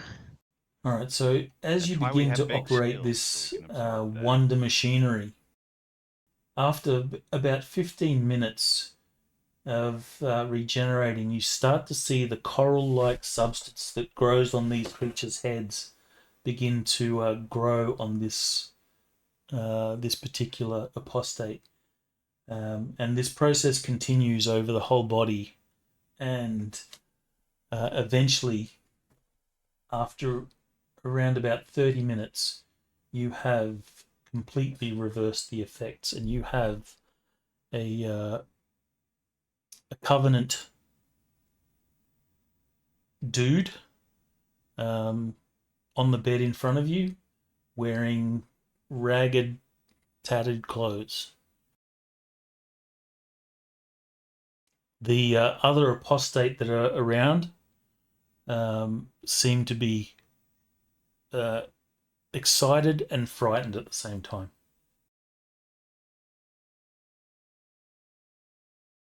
It'll be fine. Everything will be fine. Yeah. So she'll help him up and say, "Welcome back." And she'll say, "Can you talk to your friends, and I can do this for the rest of them." Or, and this might be an even better idea, if you have any physicians or medics or shamans, I don't know, maybe we can teach them how to do it.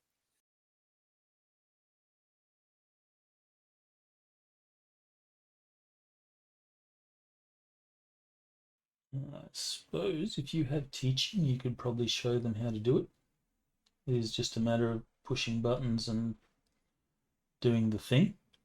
She does have teaching. That is totally a skill I do not have.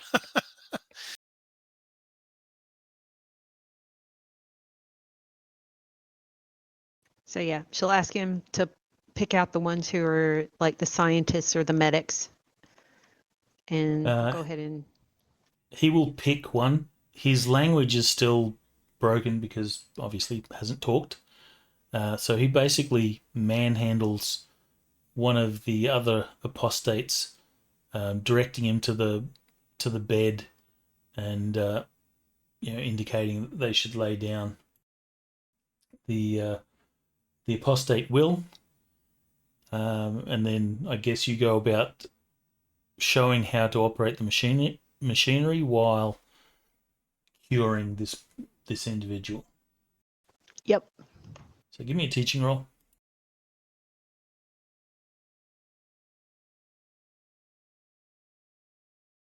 Success by 3. In similar fashion, after about 15 minutes, the coral-like substance begins to grow on the apostate's head, and within 30 minutes, all effects of the radiation mutation seem to have been reversed. So that was a 30-minute process to start with. Yes, so by this time, So after the first you one guys was are done. we were done with the machine.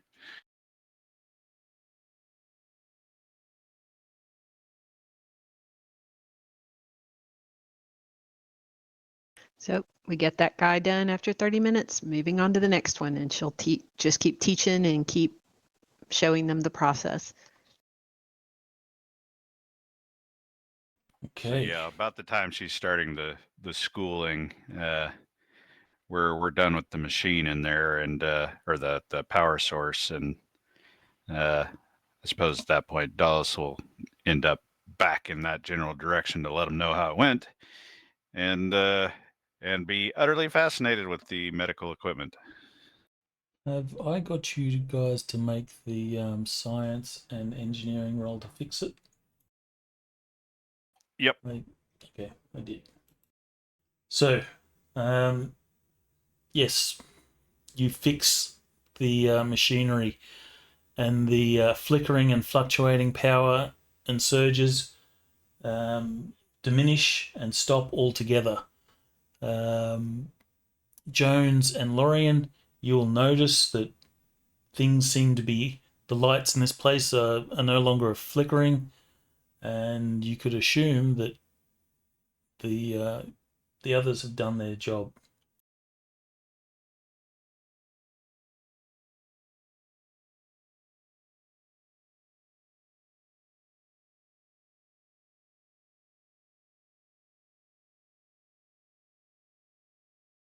All right. I assume, what's your plan now? Since those of you that are in medical are like 10 minutes away from the engineering. Dr. Jones is a workaholic, so at this point, she is going to see this through. Even if at some point she turns over the operation to one of them and just supervises, she wants to see all of them cured. So she'll be working until this will it's done. be. It becomes apparent to you that these aren't the only ones here. There are more, and it'll probably be a sort of a couple of days affair if you're going to sit here and do it all by yourself. No, she's not going to do it by herself. She'll turn over and let the one she's teaching start running it, but she wants to keep an eye on things and see it through, basically. Right. So we got the engineering thing repaired. Do we know how that? Now we need to figure out how we actually get back home. Well, You will have to we go are back at to some the point transport. going to have to return upstairs. Yeah.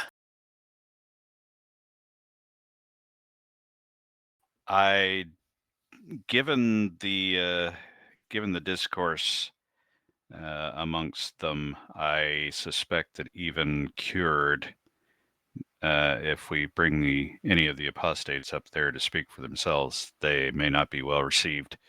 So we should probably let them know that that they've been treated. But So can we find anything similar to like communication devices or communication systems here? We might be able to just call to that curate. Go, hey, we fixed your stupid reactor. Well, as fate would have it, at the GM, that is not required because it is about this time that a 24 or so covenant bent on vengeance enter into this reactor room. Okay, so where is everybody at this point? Have I rejoined the engineering section? Because there's no way I'm going to just sit there and watch You probably have. medical thing. You probably have, but the Right. doctor will be there by herself. Right.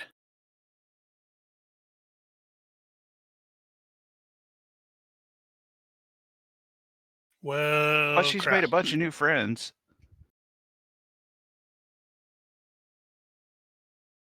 Amongst the 24 covenant, you will see the high curate Huron. She is there, and she will shout, "False messengers!" Well, he did tell you.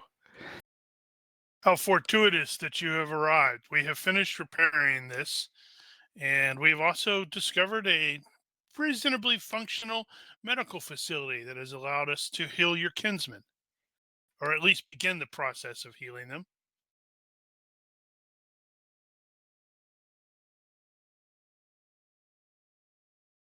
She says, "Healed them of what?" Radiation sickness, it would seem. I would assume that none of the apostate are here at this point. I don't know. That's I guess entirely that up to them. depends on whether or not any of them are wandering around at this point. I mean, we probably could use the one who was talking to maybe, for directions, like, hey, we're looking for something like this. Can you point us toward that sort of thing? But I don't know. If not, we can potentially summon them. You will also see that Balak is amongst them as well.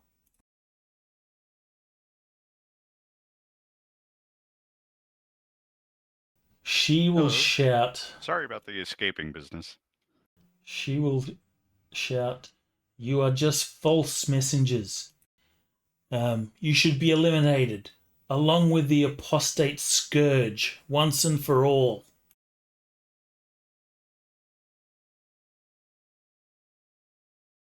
Balak will say,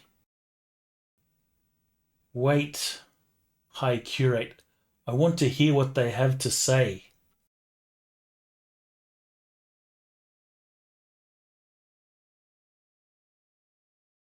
Balak will say, "What do you mean?"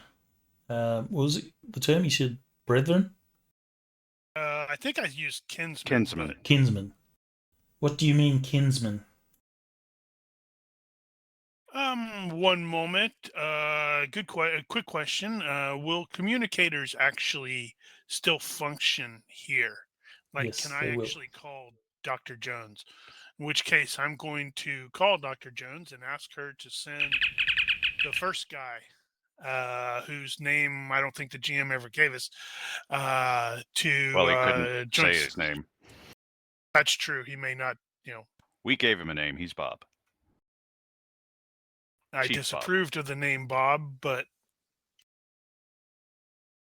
wait, why would Dallas think that? Dallas is also an alien. I just That's true. realized that Dr. Jones is the token minority because she's human. Mm-hmm. Well, technically, the captain is also a human. He's so, not here. although he is not here at the moment. Mm-hmm.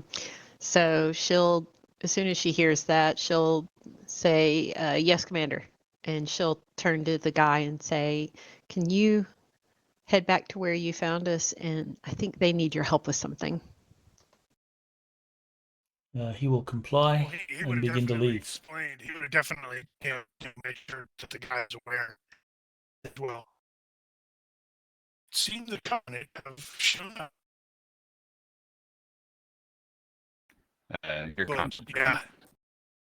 yeah, so he will be aggressively blunt and straightforward as he's telling everybody everything. I just had a really funny thought. I should totally make a public speaking role, even though I aren't public speaking. Oh. Yeah, what is? comes But the your comms are going all funny. Yeah, you're roboting. Balak will say to the High Curator, "I remember stories from my grandfather about the apostates. I want to hear what they have to say." And it's around about this time that the apostate that you sent back will emerge, and there is like shock on Here he is. people's faces. Well, I mean, they're alien faces, as much as we could tell.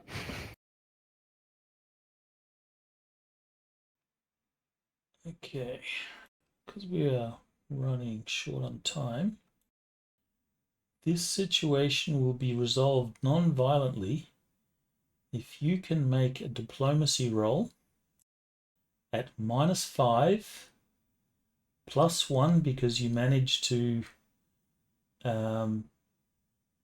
make an apostate speak, +1 because Balak was befriended by you guys, and +2 because you actually managed to reverse the effects. So diplomacy -1.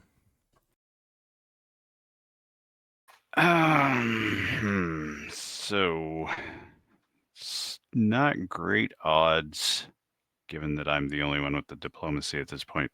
It would be 6 for me right now. Yeah, that would suck.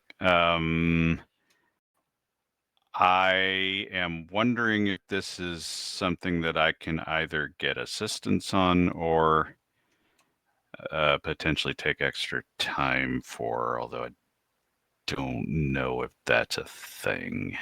I don't know how extra time would work in this situation.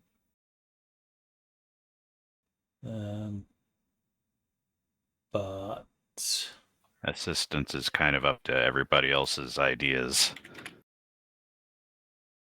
yeah, I'm open to suggestions.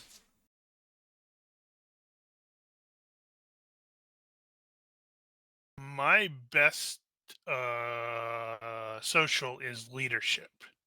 I don't know if that would be Yeah, maybe. usable here.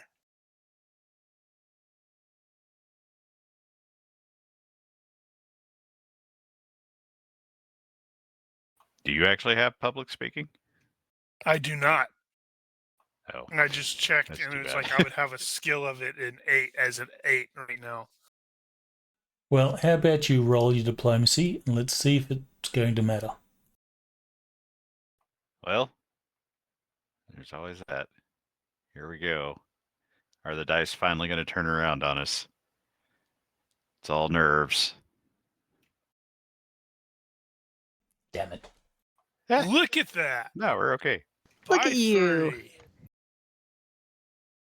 All right, so with some negotiation and convincing, You and the Gungans are symbiotic. Look, Oh, we never sorry. said we were the messengers. In And fact, we did. I We were insistently brought here said I against was our not. will.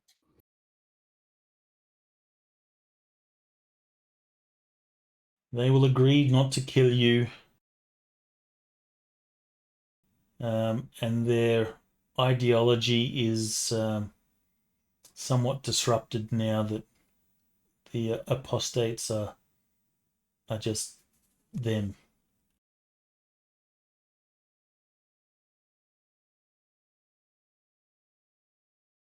Let's see.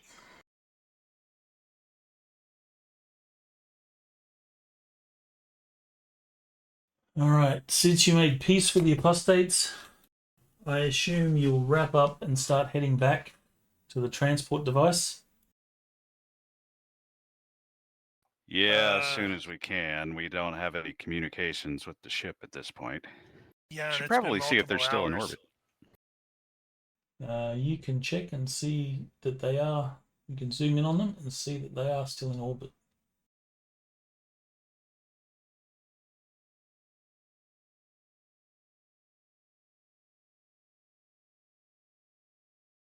Actually, I So wonder if they can transport us straight back to the ship. no, you'll have to be transported back to the other room. You guys have definitely been taking lots of scans with those tricorders, so that'll be fun. Uh-huh. Where's the...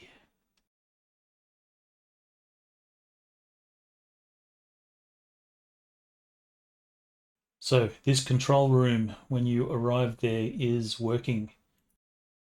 Long story short, the Covenant will remain and continue doing their thing until the messengers or their gods will return. However, I wish there's a way we could Balak keep in contact. Balak has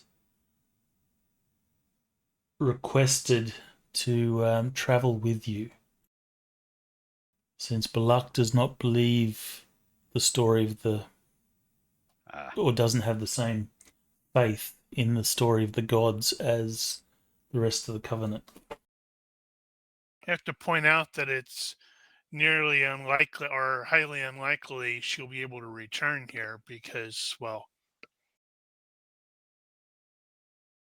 it would take us thousands of years, I think, to travel here normally.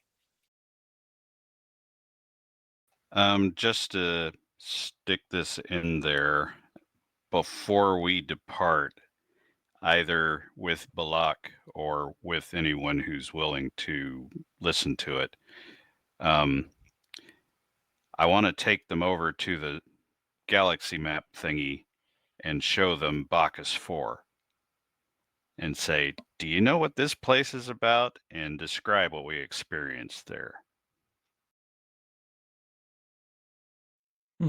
It seems to be Interesting. related.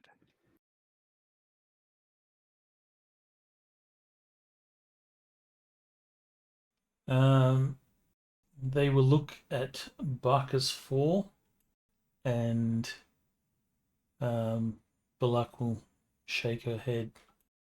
I do not know. I've not seen this before, but it looks like buildings of actually no. Bacchus 4 exploded, Previous didn't it? mission. Ah, crap, Yes. you're right. We may have to show recordings of it. Well, we can at Either least way. show the location. That's like long lost history. So Balak doesn't know, but only tells stories of their home world, which was a beautiful aquatic world. So Balak will say, "Is that our home?" No, it doesn't appear to have been aquatic at any point. It's pretty much a rock ball, but it did sort of suggest that there are more sites like this. And he'll make some guesses based on some of the star maps that he saw while we were in the control room, and sort of say, I mean, this over here is a possibility, and that one.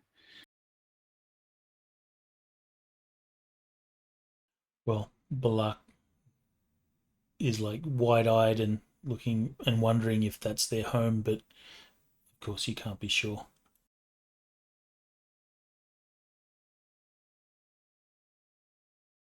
Yeah, I mean, Lorian is willing to take her with us as long as she's aware that it's a one-way trip as far unless we can figure out some way to reproduce this transgalactic transporter.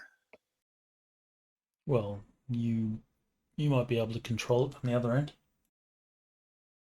Well, once we get there, we'll look at it and go, oh, hey, look, it's all working now. Or Well, you may be able to go back after all. Or the planet's going to blow up like the other planet did. Or that. So at this point, I just need to know, are you going to take Balak with? She agrees to go, given the risks that she might not be able to come back, but she doesn't believe the God story and doesn't feel like she has any purpose sticking around waiting for their return. So she wants to leave and possibly find her home. I mean, sure.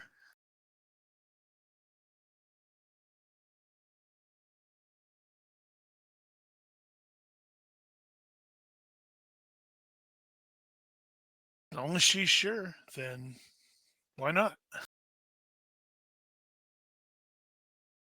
All right, so with a little bit of study, you guys will... Well, I assume you also picked up the Doctor. But the Apostates are continuing their own regeneration.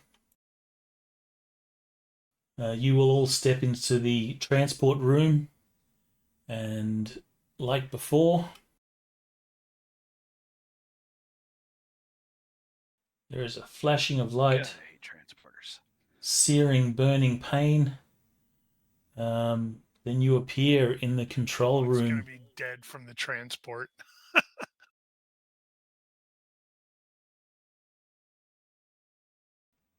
So you appear in the other room. However, It's full of carnivorous slugs. nope. Moments Roly after you polies. arrive in the same chamber that you left, you can hear and feel a powerful rumbling in the ground and cracks appearing in the walls. Mm-hmm. I was joking about the planet exploding, okay?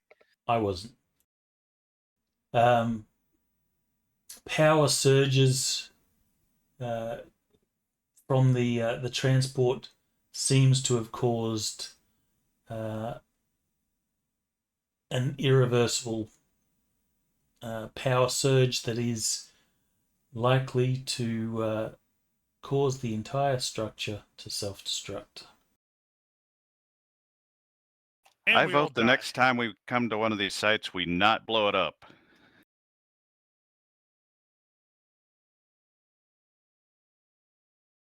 So are the slug things still out there? Nope, they are gone. We have to run. So you will run. Everyone can give me a dodge roll. A failed dodge means you collect some falling rocks. Critical fail on the dodge roll might mean you die. Oh, I still had marked as half move and dodge. Fix now. Yeah, that's gonna suck.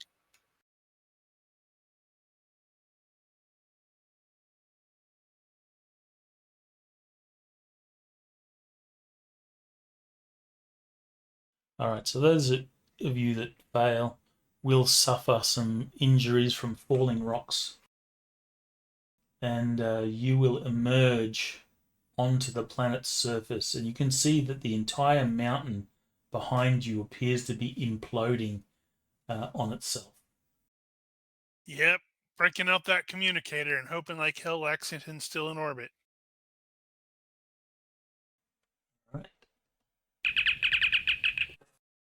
Lexington here. 6 to beam up. Emergency.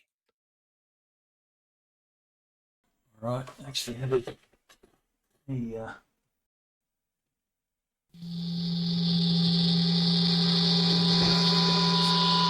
and you begin to beam up onto the Lexington. On your view screen, you will see that the mountain implodes, the ground begins to open up, and the whole planet begins to fold in on itself. And the planet is essentially ripped apart. That's a fascinating grave site for Ensign Haverty. Yeah, we were unable to recover him, sadly. Guess we probably ran right by his He got eaten. leftovers.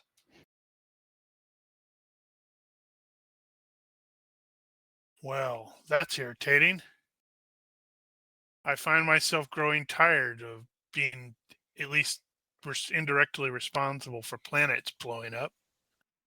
You're 2 for 2 so far. Well done.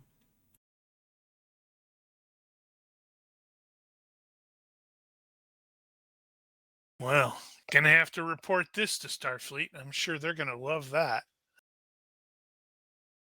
All right. So in similar fashion, Admiral Banner Stoker.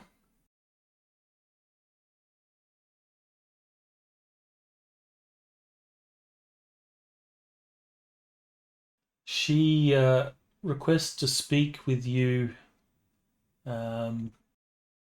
directly. She wants you to file all your reports, collect all your data, but do not send to Starfleet. Right. So you said previously, I believe, I want to make sure this is correct. This is abnormal. It is abnormal. Okay. So if you sorry, go on. No, go ahead. But you do recall that Captain Ramus said that for now, he is going to toe the line.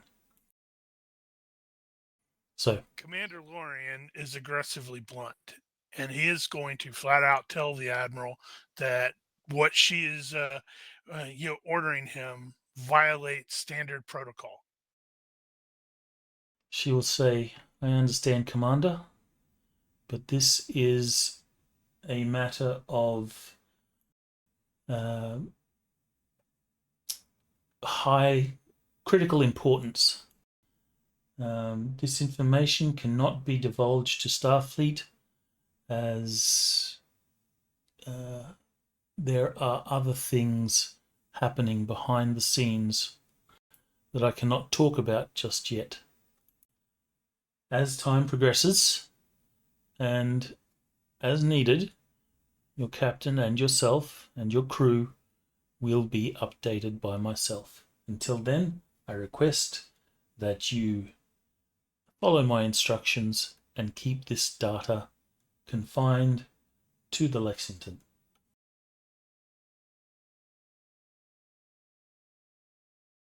And myself, of course.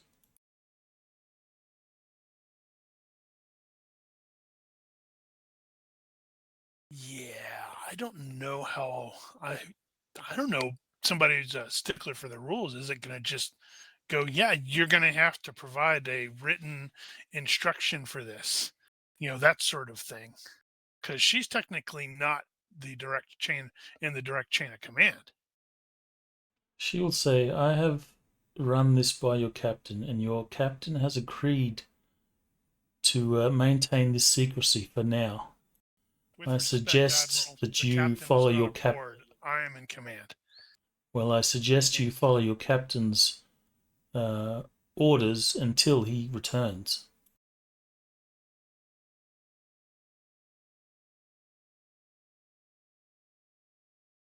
I will If you do do my not duty. feel like you can do your duty, I'm sure that I can have you reassigned. I will do my duty. Thank you, Commander. All will be clear in due order.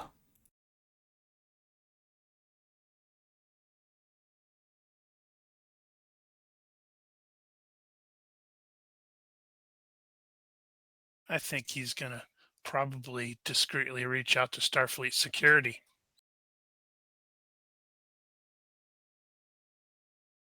Well, we will have to leave that till next time. Everyone. She's acting highly illogical. Everyone, 2 points. 2 points.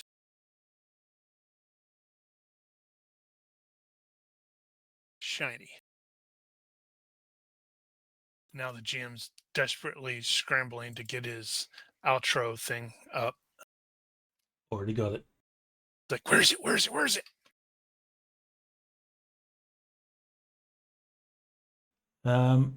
Any questions before we wrap it up? Negative. All right. She's a changeling. I'm convinced of it. Totally. A few hundred years before changelings. All right, so if you're watching this and you have any questions, corrections, suggestions, or general hecklings, feel free to leave a comment here or find us on Discord. Please consider liking and subscribing to our YouTube and Twitch channels. Thank you for watching. Olympus out. Goodbye. Bye.